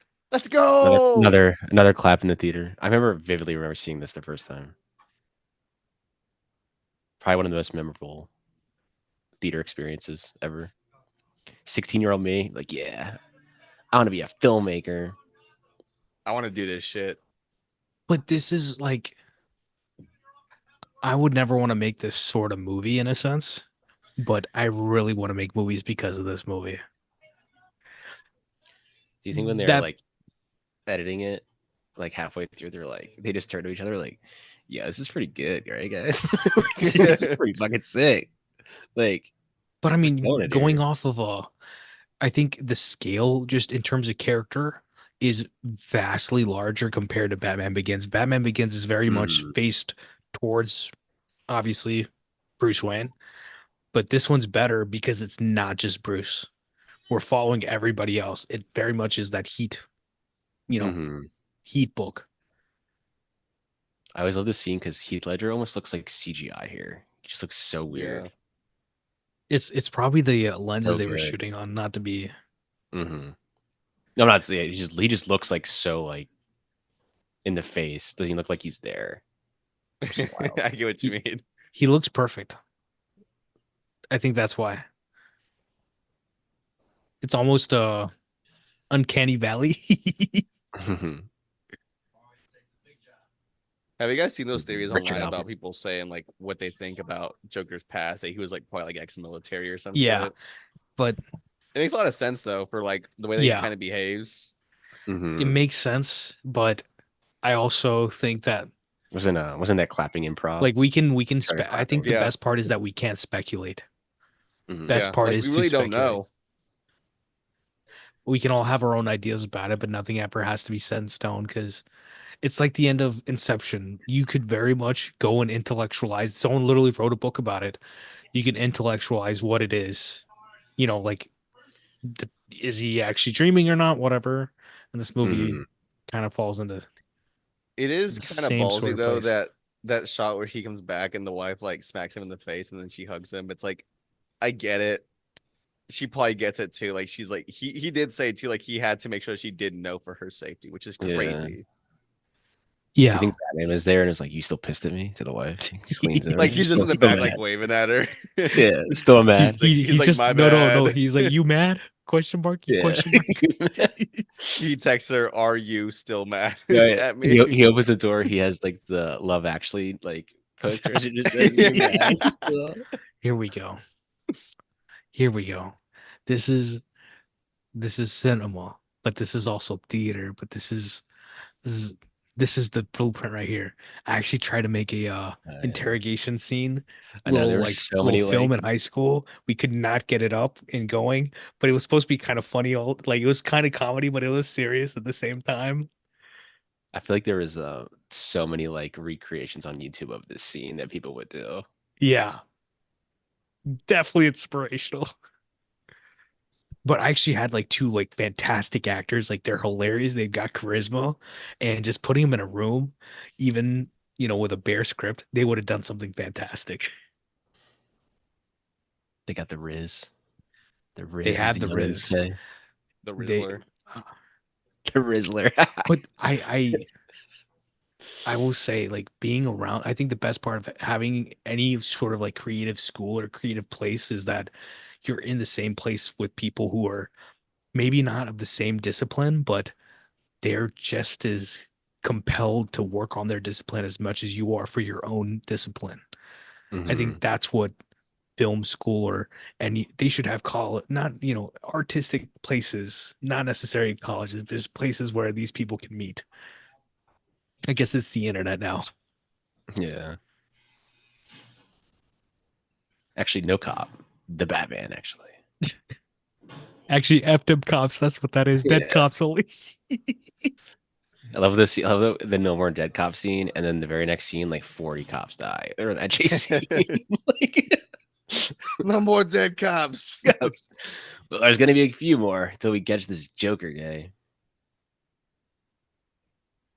I love But I that love his it. What I love about this, the makeup is like you yep, can yep. see his skin, It's which I love fading. about it. Yeah, to show And that it's I actually a know human being under one there. of one of the great things that Heath and I assume is the makeup designers did was that the red that's on his face, it's not too red. Because you can go Hmm. too red. Nolan is colorblind. I keep bringing this up, but like the red could have definitely gone too red. And this is Hmm. like it's almost a realistic red where it's almost pinkish. I've been talking a lot about reds recently because we had to do a redesign for like the podcast logo. So I've been like putting it into words a lot recently. Don't talk like one of them. Man. This is the definition of an actor taking what's on the page and elevating it to the levels of just history. Like this is there is no one like you can't really even bring comparison to this. Not even in my opinion, not even Joaquin can. And it's not I like like Joaquin Joaquin, isn't. but I think Heath Ledger's a better Joker. Yeah. And I think the text of the movie really much helps with that. And it's like there's a character there, truly a character there, not one that's, just kind of going crazy. I will say I'm There's a not semblance of a the soul. biggest fan of Todd Phillips' Joker. I'm not either. I do love the way it's shot, the acting, Hilder. Like there's certain elements I really enjoyed, but bar for bar, you ain't touching this. I think the Matt first time I Reeves watched will, it, I I was think. pretty impressed, mainly because like they were able to do like a really solid Joker movie. True. But I think in the weeks that followed, having people say that it was the best movie of the year, I was like, okay, like I don't know about that. you guys have ruined this for me. Like you guys really don't only watch these movies for this shit. Mm-hmm.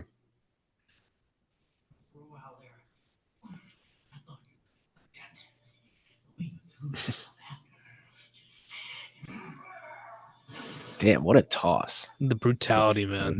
It's I love how he fantastic. puts the chair in front of the door and they just run after it. Yeah. The camera rotating with Heath. I mean, Yeah. Mm-hmm.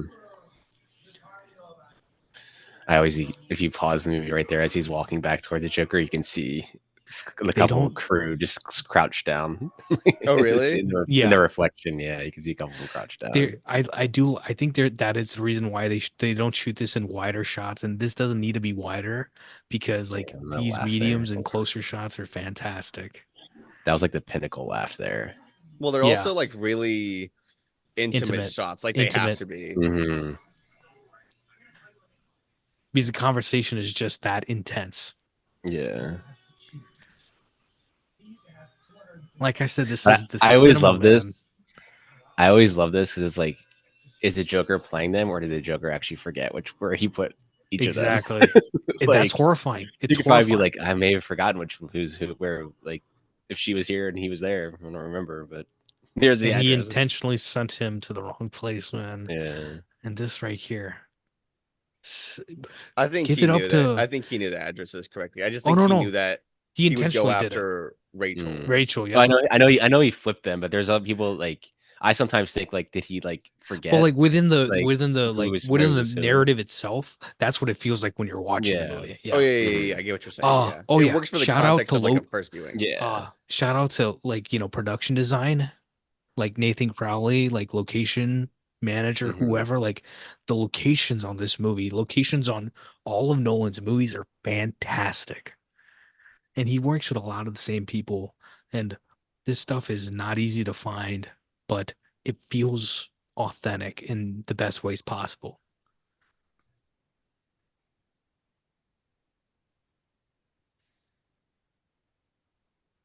It's so funny how easy it is to get under this guy's skin. You just But that's so the thing. easy for He's a He tries to Joke- pretend like it doesn't get under his skin. That I was know. funny to no, me. but Joker, he's a tactician. Like yeah. this Joker iteration, he very much is a tactician. Yeah. And that's why like the military background makes sense. sense. Yeah. And I wouldn't even say military. I'd say he's almost like maybe like a black ops or like CIA. Like he's a spy guy. He's There's Lee a Harvey different Oswald. word that they use that apparently is racist, so I stopped using it. But like He's like he's the Lee Harvey Oswald of Gotham. Essentially.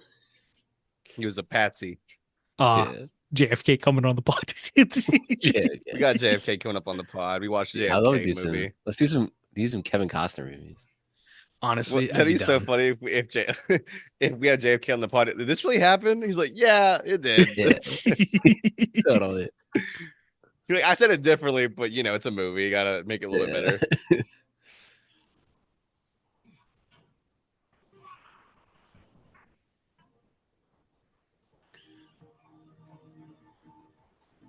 Apple juice. It's got to be apple juice. That's what I was Yeah. thinking. It's gotta be apple juice with like some food coloring. But it's It's too thick to look it like looks so apple good. juice. Mhm. It looks so good. I'd lick that apple juice off the floor. I don't even care. I would too. Shit. That's why his face was rolling around in that. Yeah, there's like a weird breathing on it too. It's like, bro, you can move. I No, bet Nolan told him to do that. He's like, breathe on it weird. Yeah. but it looks good. Like, That's what yeah. It sold looks it. That's great. what It looks sold it for awesome. But I me. guess it would be because it's like the gasoline smell. It's like it's gonna overpower you. He's trying to blow it away. He's trying to like he's trying to get it out of his mouth. I don't know if y'all have ever like if you're like I've working never out really drank hard. gasoline, if that's what No, you're no, asking, no, no, no. Vikash. Yeah. You know, it's like if you've got so Guess much we're sweat drinking dripping down your like face, you'll like do that blowing thing, like get Yeah, it I out of guess. your Yeah. face. I don't know if Yeah. y'all have felt that sensation. I'm a bigger guy who sweats a lot, so like if I'm like really working out, it happens. Also, how do you get this passed with the MPAA? They got Mm, it done. I love it. It's crazy to think about how they have to appeal shit like that. Like, Yeah. mhm. how do you appeal something like that to the MPAA? Because what's the rule is you can't reference another movie that got away with something. You have to be able to come up with like a real, tangible reason as to why it should be either knocked It's down a like notch or like you it's like can you like gotta change it. bring the lawyers into it, and that's when it's like Yeah. it feels corny. It feels like It's it ridiculous. feels It's actually kind of insane. And then they have to it pay feels for every time that they have bureaucratic. to have it appealed. You see what you It's see like what every I'm time that they submit their film, they have to pay for the film to be rated. And then if it gets an R rating, and they're like, yeah. okay, we're gonna resubmit it with this change. And then if they say like, okay, yeah, you can have a PG-13 It's rating, just like any other great. bureaucracy. Any other Mhm. bureaucracy, whether you're dealing with a local government or you're dealing with a government of any sort, It's not a bureaucracy, it's a panel of parents. It's a panel of adults with kids it's bullshit. who think, would I let my children watch this and at what age? Yeah. It's dumb. They need to add like one more rating between the Wh- PG-13 and rated R So rating. so the commentary pod rating for this movie, 8 years old, 9. Okay, so here's the thing with this movie. I still think it Yeah. kind of rides the line of 13 and R. If there was something in between like they have in Europe where it's like a 15 or 16, I'd say that would be fine. No, I'm talking about for Yeah. us. I'm saying us Oh. three. We're making this rating. Oh. Screw them. I mean, you saw it at 8, so I was 8, yeah. But even Yeah. then, I didn't. When I was 8 years old, I didn't register that all this stuff was so dark. I look at it as an adult. I'm like, damn, like I watched this when I was 8 years old. Like it's Oh. crazy. Here we Yeah. go. But when you're a kid, all you see is Batman. You don't think This is horrifying. it's the way that it cuts off her talking. Yeah. It's crazy. Which he then does again in Interstellar with Matt Yep. Damon.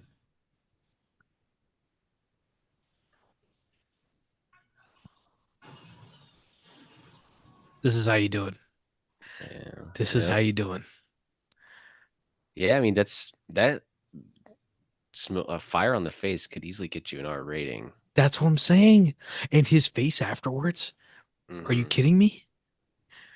And that's why I'm I'm like, willing to bet that it's probably because there is such little. Like it still looks pretty graphic, but if you think about it, it really doesn't that much. yeah, there's not a lot of blood or anything. It's not gory in a sense, but it It's is not gory, gory. but it is very. It's almost graphic in technical. Yes, Mhm. yes. It's almost more of like a technical Oh, sense here we that go. it's probably Here we would go. not My it. favorite shot of this movie right here. This is just the encapsulation of like the Joker's on top, and Mhm.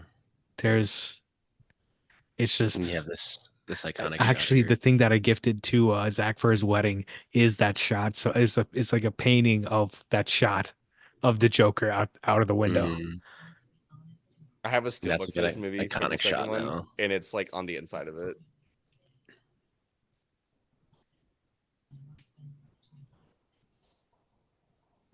Alfred's still making breakfast. What else is he gonna do? Yeah.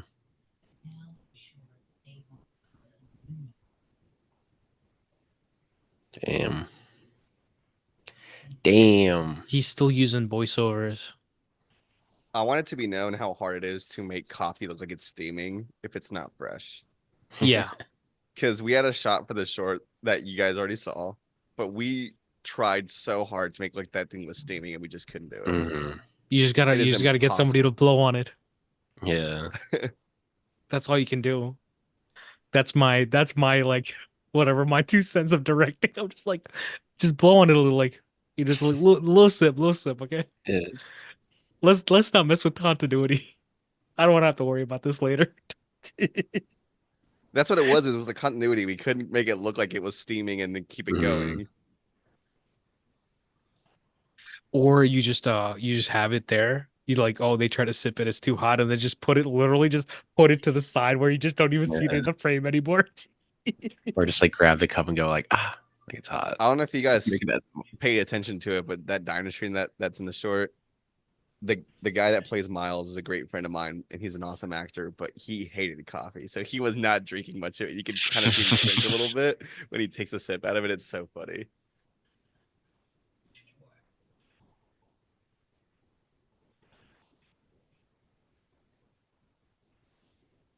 Bro, I gotta take a shower, man. That he's got the suit on, but he doesn't have the cowl on. It feels authentic in a good way. But they don't pull this up anywhere else in the movie because it kind of looks corny. Mm-hmm.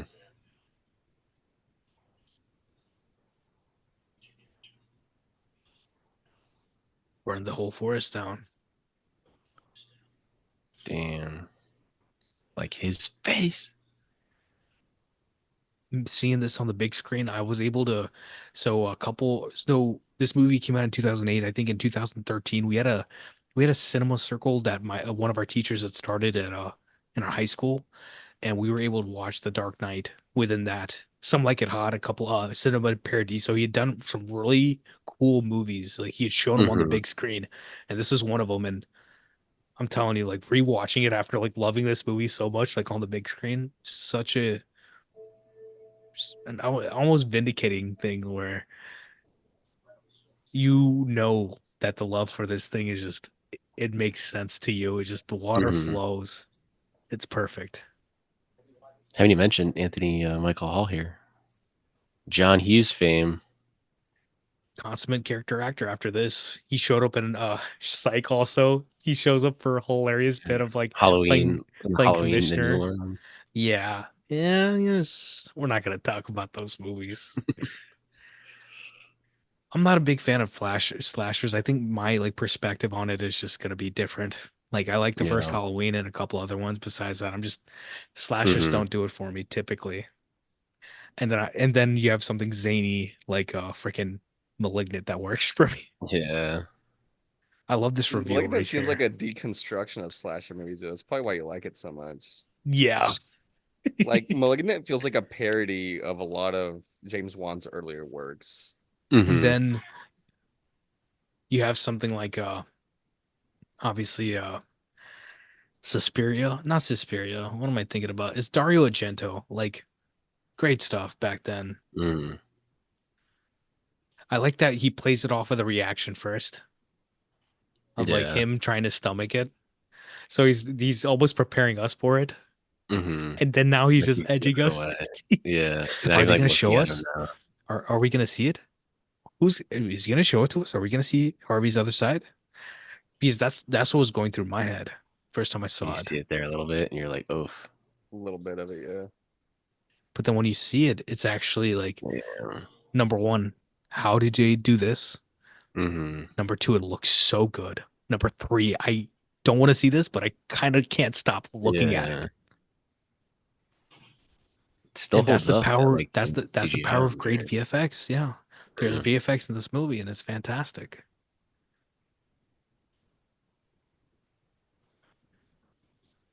I loved his tie. It's so bad. Eric Roberts is also in Entourage. I brought up Entourage earlier. He plays himself. Of course he is. Of course he is. They go to the Joshua Tree. Yo, they go to the Joshua Tree. This is awesome. Like, who thought of this? Like, no one was like, "Can I get this much money, please?" Like, can someone think? That's actually Warner Brothers bank vault. Hey, look, it's David Zaslav. What's the best part of the scene? At the very top, there's a DCP for Coyote versus Acme and Batgirl. Batgirl is up there. Yeah.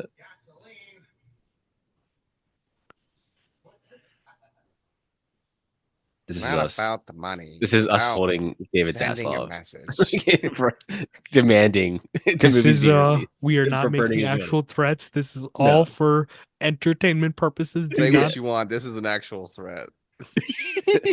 This is for entertainment purposes only. Give us the damn copies. Seriously, if I was in LA, I would have been like, guys, let's get together and just make a short film. Bro, We're what gonna is talk that? about What is stealing that like TV Batgirl. on that he has on like this little pedestal? What size is Yeah. that TV, do you think? Like Bro's 30, a 40 inch? billionaire. Okay, no. So when it comes to rich people, I swear, some of these people they do not have good TVs, and it pisses me off so much. I'm Oh, I like, know. I know. y'all don't Mhm. have, like, y'all barely have a 40-inch. Like, are you Yeah. kidding me? I'm Vikash, like, you forget I work in home theater sales. oh, you. I trust me, they think we have people who walk in and I shit you not that the first thing that they will say is show me the best TV you have, and I'll show them like a $5,000-$6,000 TV and they'll go with like a $300 one. Jeez. I wonder how they did this. Like the closer shot, you can see where it's like this is obviously on fire, but like he like to keep the like you're shooting on film, but you have to keep the the exposures correct. I don't know. It's a hard thing to do. They did it wrong. It looked like if you looked closely, like obviously the money's pushed to the side and looked like they were like Oh yeah, you can see there's little little things, pieces of pieces they've under rigged it. up So to it's like it's burn. probably like it's probably like a kind of a fire hose type of thing where they just turn it on and all They've the rigged it fire really comes on. well. Yeah. They were probably prepared for how bright it was going to be. And then Yeah. once they realized how bright it was going to be, they probably just were able to either lower the exposure so that way everything would be pretty equal, and then bring the lights up on Heath Ledger so that way it'd be kind of balanced out in terms of how it would look. What do y'all think for Wally Pfister? What are top 3 movies he's shot? Just his work wise. Inception, probably this. Prestige, And maybe? Moneyball. And Moneyball. That's my Yeah, 3. Moneyball's good. It's Moneyball looks Inception, great. this, and Moneyball. Moneyball, like, oh man, that's how you make a movie too. That the last movie he shot?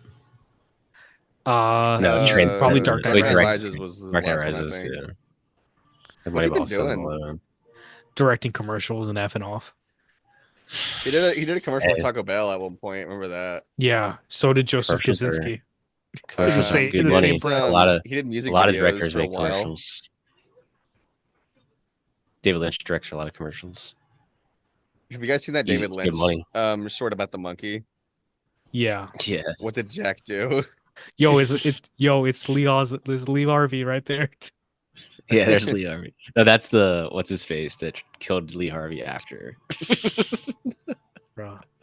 So they have the shots of him in the Lamborghini or 4x3, and when he's racing in the under the subway tracks, like trying to get to the vehicle, Yeah. it looks Mhm. stunning. I already watched a bit of this copy yesterday, but like, but it's like you could feel the the 4x3 of it. Just it's awesome. You need to put it on the 4K, dude. I think the mechanics of just every single piece of this, like this feels like a real issue that could happen. It's horrifying because it's real. Mhm. Oh yeah, 100%. This looks so good.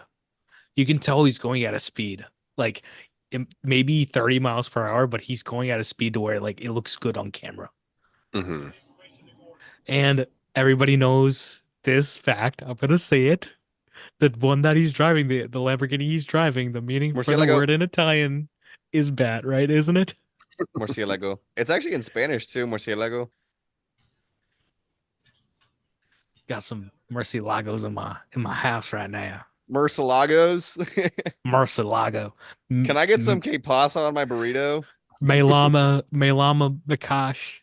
Melama Vikash. Mi amigo se llama Pat. Cállate la boca. Do you tell your customers that, Vikash? No, I don't. No, I don't. Do you ever get customers that you see every day that like They speak that like Spanish, yeah. I do have that Spanish like speaking you have customers. like a little rapport with stuff like that? Yeah, I do. There's a guy that I have a joke going with for a while because I think I've told you guys this, but he's a gamer and he comes in at least once every other week to buy a TV because he destroys his TVs. That's crazy. He buys the cheap TVs too, so it's like Oh. he's buying like anything good. He buys like Okay. he buys like maybe max. I think one time he bought like a $405 TV. That was the most, and it was a 75, I Dude, think. But if I it's was that's what I rich, mean. I'd be like make like a 700-inch TV. I'd buy the biggest TV possible. I Do you would. Building guys an know how entire big TV theater. sizes are right now? I'll tell you the biggest size that we sell right now, 115 inches. Jesus, what's the? TVs, Is not it like projectors. That's a 6K, TV. 8K? That's No, awesome. it's just a 4K. But I mean, you don't really Yeah. need more than 4K. You really don't. No, Even our you As don't. AK long as It's like TVs don't look as that long as good. yeah, it's the like color is good and the brightness of like you could probably put this into better words, but yeah. obviously, I mean the backlight.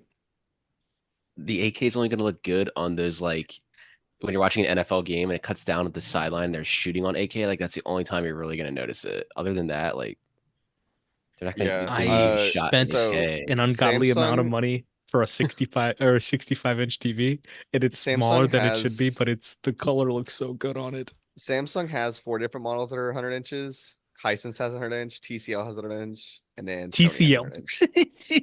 Yeah, and Yeah. you know what though? TCL, we sell that 100 inch. We've had like 5 people return it because every time that they open it up, it's broken. Of course. I've not sold a single one of those TVs and had someone like actually keep it. Every single person has returned them. I I think I think have the biggest difference was insignias. moving from a HD TV, from like a plasma TV or something like that, to an LED TV. Oh my, Mhm. like I Night and was like, day. whoa, I was like, holy crap, I can't watch movies in 720p anymore. Like a Yeah. DVD, like you could see the difference between that Oh and yeah, Blu-ray on 100%. those. Mhm. And I was just like, okay, like the game has changed. This was probably like 2010, 2000, no, not 10, maybe 12 or 14, somewhere in that area. Mhm. Yeah, when it comes to like anything 4K, I have people who ask me all the time too. Now they're like, "There's not even that much stuff in 4K, is it?" I'm like, "Dude, you have no idea. There Like is, but the everything's in problem is 4K like now." if you Yeah. have like HDR and then like depending on like the lighting, like the backlight on your TV, like some of that stuff's not gonna look good. Mhm.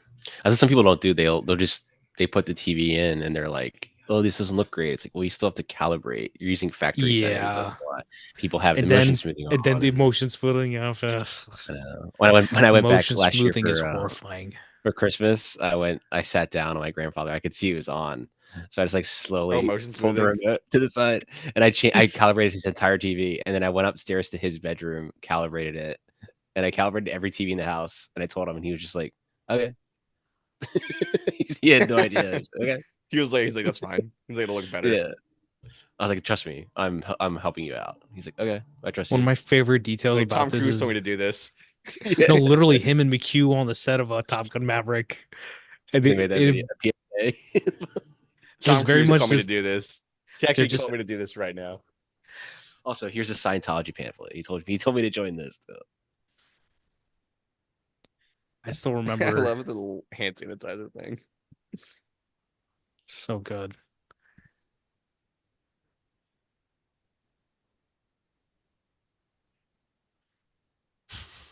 I like how Why he is in looks it? at him. He's like, yeah, Yeah. motherfucker. It's like, Yeah. don't forget I just this. I just saved your life. Yeah.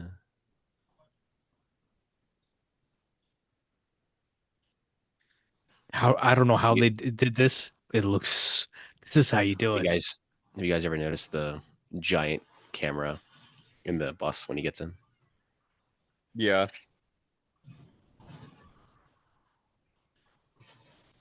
Because like they had, I think you can see that shot somewhere. Might be online somewhere of him on the bus. Yeah, yeah.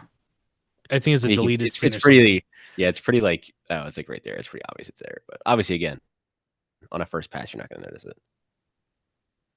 Hell, that got a laugh in the theater. What the, like, why didn't that work? It's Everyone, there's like this fantastic, man. misconception that Yeah, the bomb was supposed to go off and that it didn't, but you can see it right there. not true at all. Yeah, you can see the Camera right fucking there. camera right there. I don't even know what y'all Yeah, are talking yeah, about. yeah. In the bus. Oh, okay, In the okay. In the bus, bus, there's a there's like bus a like right there. You giant can see the camera camera. inside. And Yeah, you can see like the shape of it. yeah. I wonder if it was an God, IMAX from camera. General. Probably not. But No, They're shooting 35 with all the characters. Anytime you need everybody knows this. When you need dialogue, IMAX cameras are too loud, so you got to It's just too shoot damn with the loud. 35. And then now Nolan's been shooting 60 instead, or 65, whatever, 70 mil blow up, whatever. Robert J. Oppenheimer. Oppenheimer and Dunkirk. And wait, did you shoot 35 or Interstellar? 70 for Interstellar? no, for Tenet? I think he did 70. 70. I Yeah. think he did. Because When I saw it, it think looked way too crisp for it to be 35. because I think Interstellar was A set lot of people at the 35, bar right? on like a Tuesday afternoon. No one wants to go home. They're scared they're gonna die. Bro, they're trying to drink. Bar on a Tuesday afternoon. I'd be doing the same thing, man. Everyone wants to make sure that they're in groups. Like I'd make sure too. Shit. Turn the news on. Joker's blowing up the city again. Ah, shit. Where's the whiskey? This is it. Harvey Dent safely evacuated. Police say building was destroyed. But I think Completely the evacuated. logic behind having the bar full is just you want it to feel like the scale is there. You don't want it to be an empty bar. Yeah. It just looks better. Instead of or like cutting into like everyone's home. Like it's just let's just get everyone in a bar. True. It'd be Save us time. even if you because there's no skill to show in a house with one person, right? Yeah. Unless you're like in a retirement home. I mean, Yeah.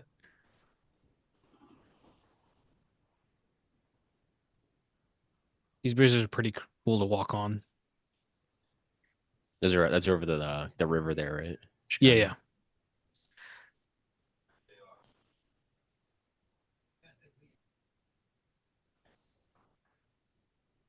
There you go. Here's your one guy in the bar. True. Now it makes, but narratively it makes sense that there's no drinking his whiskey. Oof. That is camera genius. over to the camera Genius. over to the other side. Yeah. Genius. Because he has two faces. Damn.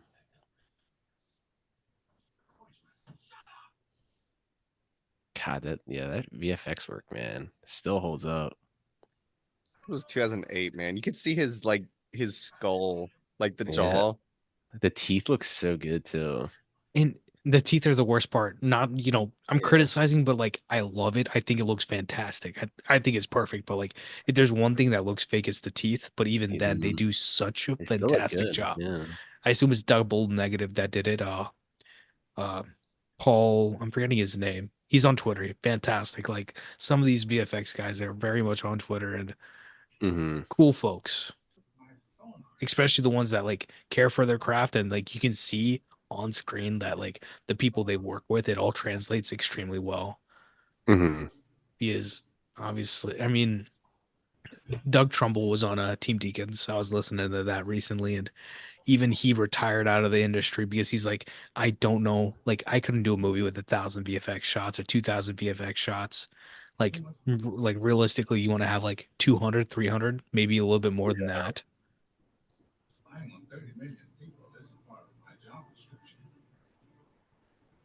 Yet again, another the Nolan brothers both harping on the privacy Technology. stuff. Yeah. Because what technology can do. Because Person of Interest is very much like they're talking about the stuff that the Snowden leaks came after that show came out or like while it's airing. Is like, oh wait, we're actually right about all this stuff. And like I told you, like I've heard it from people in the NSA. Like, yeah, the access is there if people need it. I don't know how they did this. That shot right there. I assume that was VFX. Yeah, or probably they did with like Forrest Gump, where you would just shoot a little bit of the crowd and then replicate it. And what they would do, they replicate it, but then move some of the things around, so it doesn't look like it's the same thing over and over again. You just Oh, you mean kind of like The Hobbit? Yeah, exactly. That's horrifying. That's what I mean. Like, yeah, they stifled. They they put Peter Jackson in handcuffs, or they put one of his hands behind his back and told him to go make that movie. And I don't know if they forced him to do it. I think what happened was I think the train was somebody running. else doing it. Yeah, and the train was running. He was already kind of halfway on board. And the release date, told him, "Hey, we're gonna do two of them." And then suddenly he didn't want to do 2, so he starts saying, "All right, I'll do the first one. We'll find someone else to do the second one." And then at that point, they're like, "Hey, we're actually gonna do 3." He's like, well, "Damn it! Like I have to do all of them now." Like I get it. He was in a way kind of manipulated into doing it, but also not directly. He's not. Yeah, he's not like, you know. They didn't put a gun to his head, but they definitely showed him the gun. Like he definitely got. They didn't send Harvey Dent. Comparison to comparison to like Lord of the Rings, where it's like he probably didn't have any interference per se, and then you know, there's so many other things like, you know, variables going on with the Hobbit that just, if they had more time, it would have been better. That time was the factor that was changing, or a factor that was dependent, whatever. Damn. But your driver's not. But he's not. Yeah. I love how he puts the seatbelt on. Yeah. Damn. Right next to the Amtrak, bro. What's funny is that like it's rolling as it's like flipping over, but before that shot happens, like the Amtrak just stood still. Static. Maybe the driver was like, "Oh shit, maybe I should move this train a little forward here." I've got a question for y'all. So if this scene's not in the movie, is this movie better or worse? I don't know if it's worse, but it definitely doesn't hold to the same standard I think it does with it. I think this is one of my favorite scenes of the movie. This whole ending sequence. This whole, you know, whatever, fairy versus fairy. Yeah. Like almost of like him putting this like them versus us. Very much in a way, real it's very standard. much like the encapsulation of like their ideals. Exactly. Their own morals, but with the people of Gotham kind of being the ones who were deciding factor. Yeah. Because it's also like, because Batman can't do anything about that. It's like, but like, he can only just stop the Joker, realist thing. Where it's up to them to like not kill each other. In our world, I would hope that this outcome would be the outcome. I would hope that this would be the outcome. That and the scariest looking dude has the scariest looking dude has the most logical thing. Like we should have done not even logical. I'd say emotional. Like that. Like it's not my place. It's not any of our places to, you know, try to take somebody else's life. Isn't that Debo from Friday? Yes, it is. Yes, it is. I thought it was. I was like, I'm pretty sure that's him. Tell me how I was showing my dad Friday. I'm like, Dad, the guy, you see the guy, you know, mopping the store, right? That's the director. That's freaking F. Gary Gray of like Law Abiding Citizen and like Italian Job, another like favorite movie of my mom's. What's her name? The girl, Felicia? Yeah. I'm pretty sure they're married now, her and Debo, and they have kids. Didn't Debo pass away? I think he did recently. Yeah. But I think before he died, they had kids. I could be wrong. I think they did. Friday is a fantastic movie. I was thinking, I was like, why don't they make a Fast and Furious movie? Just bring back F. Gary Gray, give it $20 million, and just make another Friday movie. It's whatever. It's Luda and Tyrese just chopping it up. Like they're roomies now. Like it would be hilariously, you know, just a small budget movie, and it'd just be a fun time. You know, I was explaining to someone recently about what The Big Lebowski was because they had never seen it, and I was like, "You ever see Friday?" And he was like, "Yeah," and I was like, "It's a white person's Friday." Like, that's exactly what that movie is. Like, it is exactly that movie. But my hands are up. Friday's better. I big respect to the Coens and the Lebowski. You know, like the dude abides, but like, there's actually two dudes in this scene that were in Band of Brothers, and I just remember. I just been a while since I've seen Band of Brothers, but here you watch it. It was this guy that just stood up. He was in Band of Brothers. This guy's great. This guy's playing essentially Lee Cobb in 12 Angry Men. Mm-hmm. I like that y'all understand that reference. Got a poster to my wall. It's one of my favorite movies ever, man. Fantastic. Which shout out to my amazing wife getting that for me for Christmas. Wife? Should we miss wife? That's my wife, bro. Even if she's not my wife, that's my wife. I know. I say this. My wife. My wife. Oh, that looked like that suit. Oh, beautiful. When did he have time to make that suit? He was wearing Yeah. the suit. Yeah, he had to go find his clothes. It's the clothes he had at the hospital. There's no way. It looks too good for it to be. If it was actually on fire, that thing would have been gone. I mean, obviously, but like I'm talking about within the story, you got to make it look We're good. we're nitpicking. You have to nitpick like JJ's There's work, a- and that's what it is. It does There's a look scene- good though. The suit looks There's a great. scene of him lighting a suit on fire just halfway though. He just shows up and he's just like Hang he's on. just got a lighter. He's just like hang on, I adding gotta do little something real birds in quick. it. So this is actually the Trump building when it was being built. Yeah. It's a documentary now. This is Trump. The top. I heard some pretty good things about that Trump movie that premiered at Cannes. I mean, I'm not watching it, but yeah, people can enjoy themselves with that. Then It's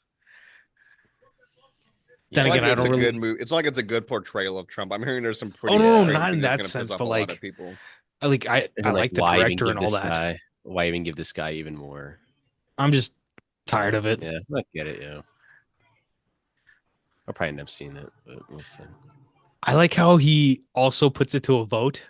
He tries to get democracy, Yeah. and it also goes back to the situation of almost he's talking about how in ancient Rome they give it to one person, they go to Mhm. Caesar, give him the power, but there's no Caesar here. It's just all of us, and we are the ones Yeah. who have to have the responsibility to have the morality to make It's sure like that your life is not more valuable than my life, that we are equals it's here. like a all feels like philosophical question. It's like Oh yeah, no, very much. when it comes down to it, like, are you really gonna want to vote if your life is about to be blown up? Like, no, you. Some people are also gonna be like, no, blow them up. Like, someone will say that. Yeah. Yep. Like, they're about democracy, but when your life's on the line, you're gonna do anything to You're gonna not be the die. dude, So, trying to get to the thing and blow it up yeah. yourself, right? But then Mhm. we see what happens. I do love Exactly. all this. The CG, even for the whatever this the eye thing that he has, the thing going up and down the stairs, the I forget what vision, it's called. but it's My favorite fantastic. philosophical question is who watches The Watchmen? The world will look up and shout, "Save us!" And I will look down and say no. Man, Rorschach is fantastic, man. Jackie Earl Haley, man, what a It's like the only performance. movie I'd say that he is even remotely good in because he was True. in the freaking Nightmare on Elm Street movie Yeah, that's and he hated doing that movie. He said yeah. himself that he did not want to be there. Yeah, and he's But like like perfect for that Freddy Krueger role. Rorschach really was like the thing for him though, like when it came to like you're in here with me, like that sort of Yeah. stuff. I love Watchmen. I love the graphic novel too. Great stuff. The You even show's better than the think movie though, right? it's been a while since I've seen the show, but I do think that they're both really solid in very different ways. But which one's better? Just a If I'm correct being answer honest, for him. I want to say I like the movie more. I think the show is better though.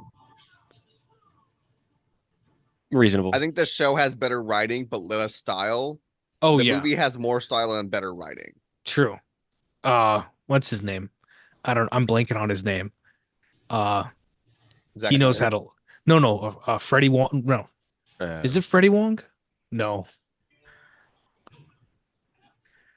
This stuff looks fantastic in the 4x3, by the way.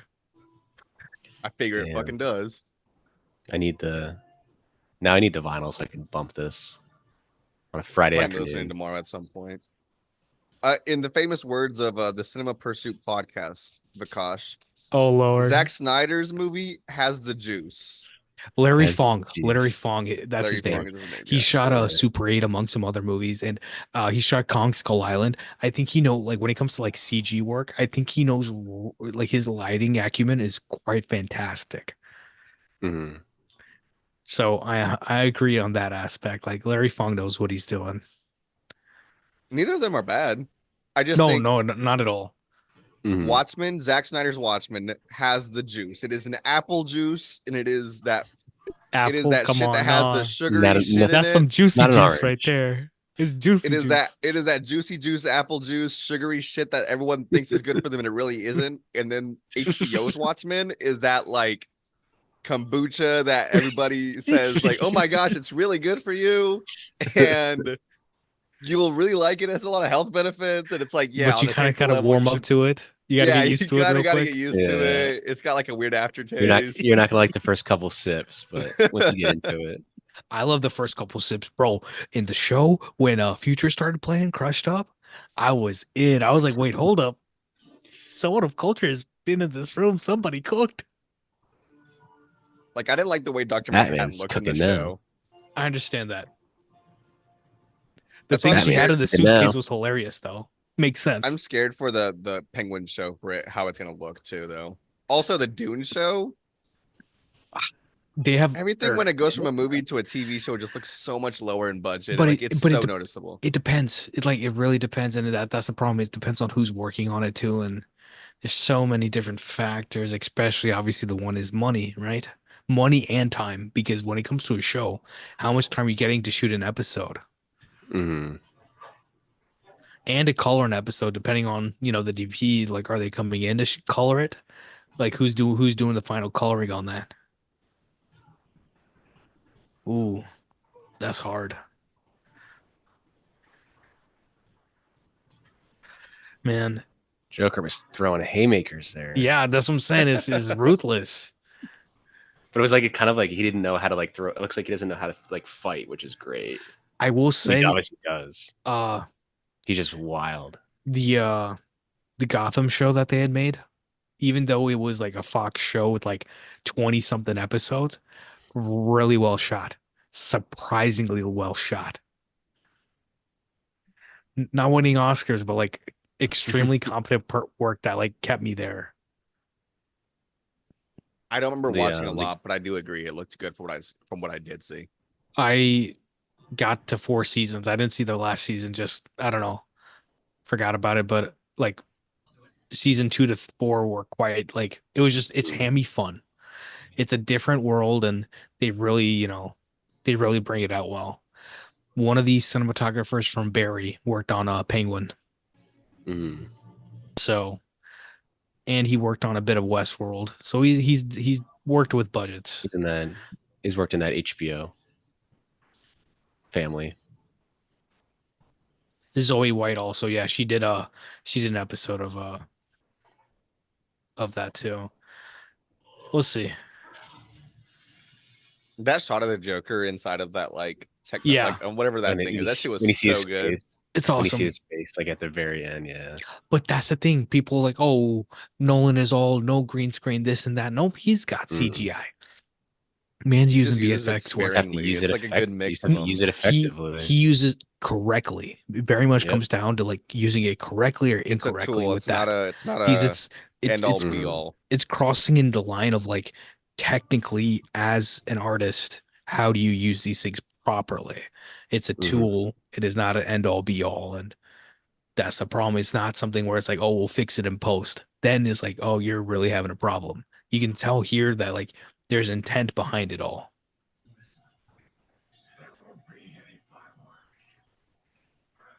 Here we go.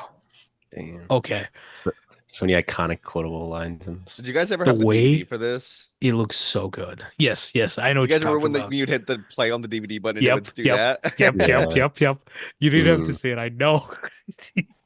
I miss when DVDs used to do just dumb shit like that. It's like, okay, I gotcha. And Hans, yet again, playing with you with Mhm. the score, just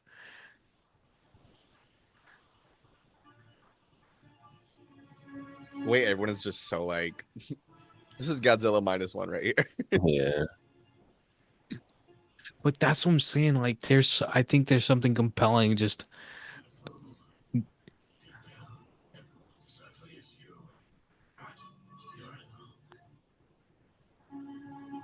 this movie gives me hope. I don't know.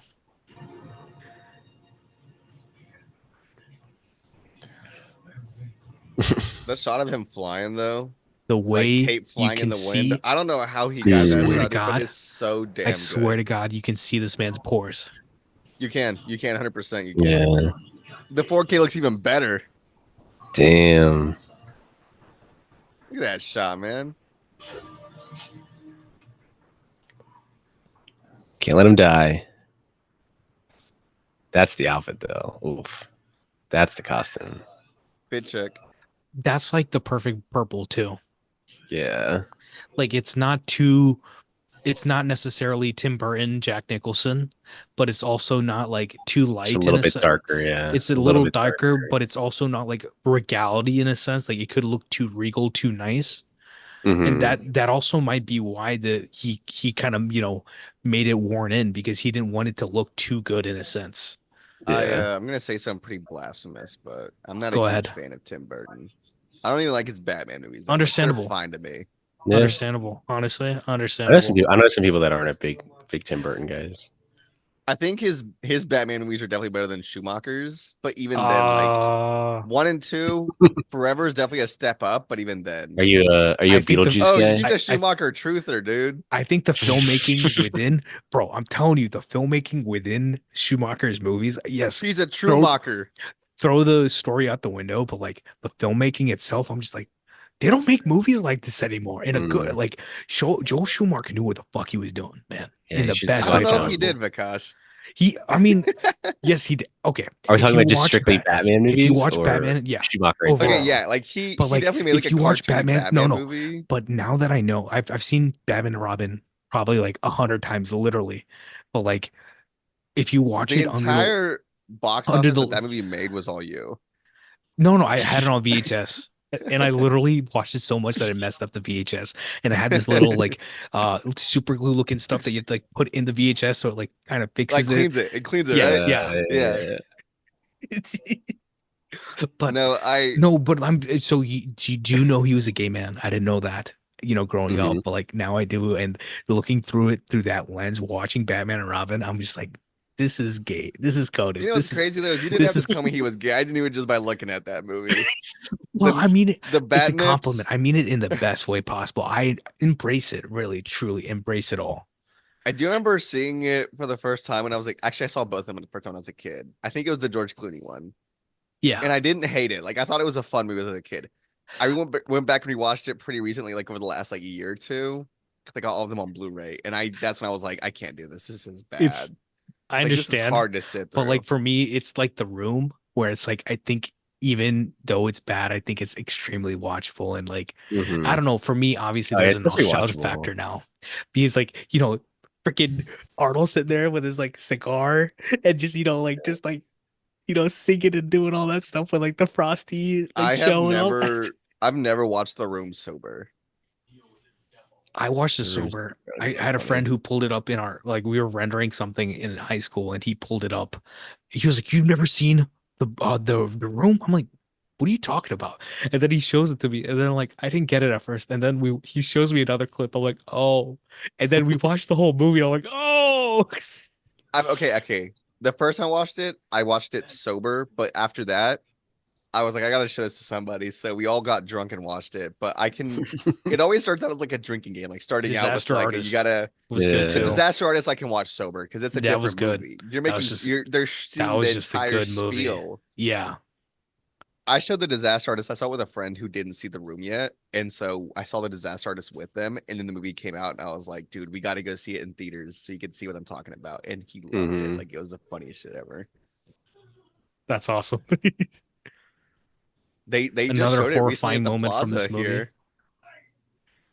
You know that theater that we went to the Atlanta Film Festival for, Yeah. Vikash? Yeah, They show it there once a year, of course. every year on 35 millimeter. That's Greg awesome. Sestero comes every year. I Next year you love should come. this. I love this right here, this delivery right here of like, I'm sorry. It feels Hmm. almost like he's like stage acting right here. Well, even just go back to the previous scene, like there are, like he said, you think everyone's as ugly as you, and it cuts to the next scene is, yeah, there is another person like you about the would probably shoot this kid. He doesn't care anymore.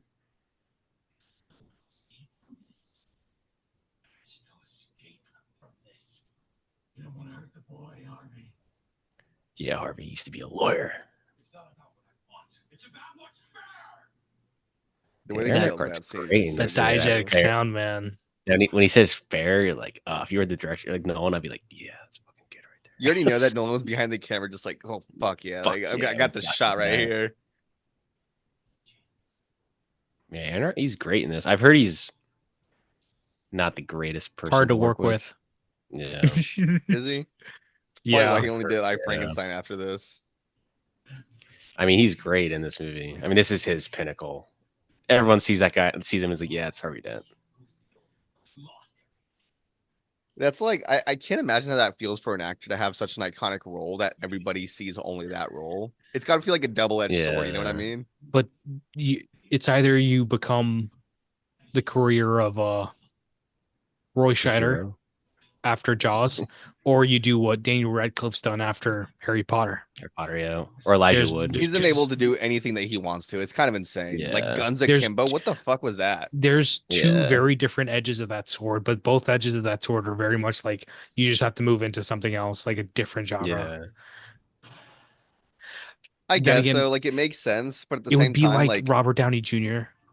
But like some of these people are fantastic actors, right? Like it'd be like Robert Downey Jr. just starting to play like Batman. Yeah. well, Roy Scheider did Sorcerer after Jaws. You know what I mean? Like, But I and mean, it's not like a I'm talking huge about role like or even a big just his And overall all that career. jazz. Like, yeah, he did all that jazz. Like he's got 4 fantastic movies at least. But Yeah. like overall, like after that, like his career truly didn't go, like he was kind of He was making known for bad movies Jaws. afterwards. Yeah. Mm-hmm. And it's like they did him unfortunate. a disservice because obviously he's an amazing actor. Yeah. Funny enough, I feel like we've And talked Gary about Oldman Rosamund is, Pike and Gone Girl too, yeah, but like with her, it's like I felt like we're just starting to see like what she could do. It wasn't even like that was her pinnacle of her career. no. Mm-hmm. A Private War. I told Private you War was about that. awesome. She was in Like, Saltburn too, That's her best performance to date, Mhm. in my opinion. A Private War. which like Saltburn not great, but she was good in it. Yeah. She He's was good awesome. in it, yeah. The acting's good in Saltburn. Saltburn, I didn't Shot by mind. Lena Sandgren. I But my really problem liked is Saltburn until I like the could make- last 20 minutes. I can make the same movie, but make it better. Like if you really like, it felt like they were really siding with the wealthy people rather than the regular people. And there's certain things that you can do to, if you actually want to make it a revenge movie. When it comes to What revenge I didn't like movies, is that it I kind get of plays skeptical. off with like a reveal that never was set up to begin with. So it's like this doesn't count. Like you didn't earn this shit. Yeah, Like get Yeah. out of here. You didn't do this at all. it's shock value. It's shock value, and Very shock much. value works in certain ways. But see, that's the thing. If I label it as shock value, that means that didn't work fundamentally. This movie right here, this happens, right? You would not expect that Batman runs off and is framed for murders, and that would be the Yeah. ending, and you would like that. This does not feel like shock value. This feels like it's telegraphed. This feels like it's Mhm. meant for this to happen, and it is meant Yeah. for it to happen, and it's poetic. It's it's Greek tragedy. It's Yeah. awesome.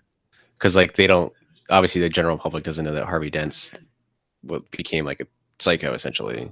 Yeah, Just tried to kill people and this starts so that's and frame the Joker did win in a way. It's like, yeah, you took that hope of Harvey Dent away from people. And then you have Batman become the villain. You live long enough to see yourself become the villain. the best part of the Dark Knight really is like seeing the repercussions of like how they're dealing with it themselves. Mm-hmm. Just Gary and Commissioner Gordon and Batman, and it very much feels like there's the sequel part of it is the feelings that they have of this situation. Yeah.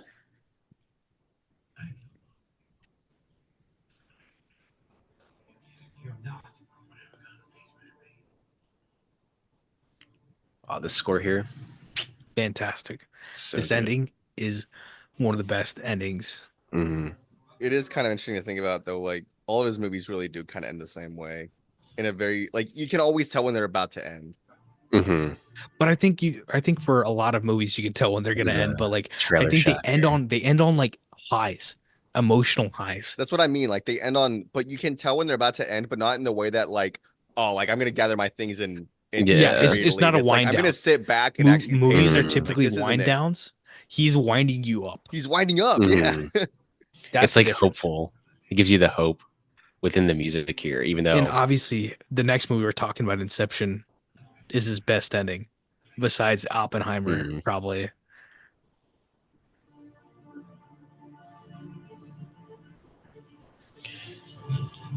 yeah, I got you, dude. I was just using it for about 2 hours. It's fine.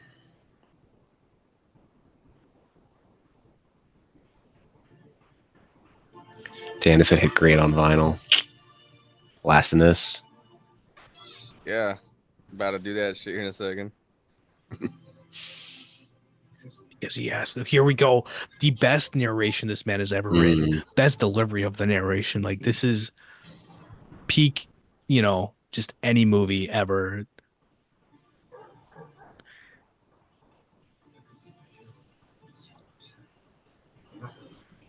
I don't need Morgan Freeman to narrate my life. Yeah. I need Gary Oldman to narrate it. Doom, doom, doom, doom, doom. I like how it kind of brings us back to like a yard of just fucking shipping tanks. Yep. Mhm. It's kind of how we see the character for the first time in the first Where movie. are you?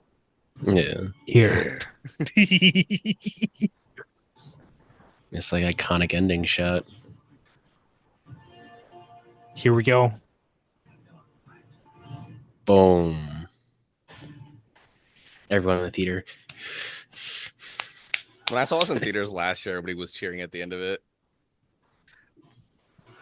You're right about Which that. is It definitely a blind. Perfect.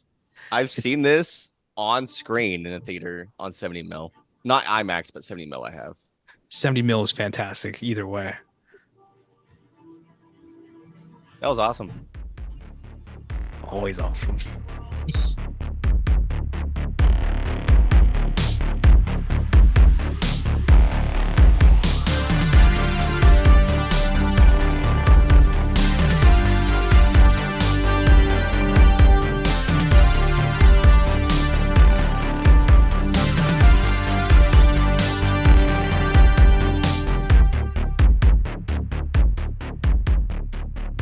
This podcast is hosted and edited by Pat Brennan.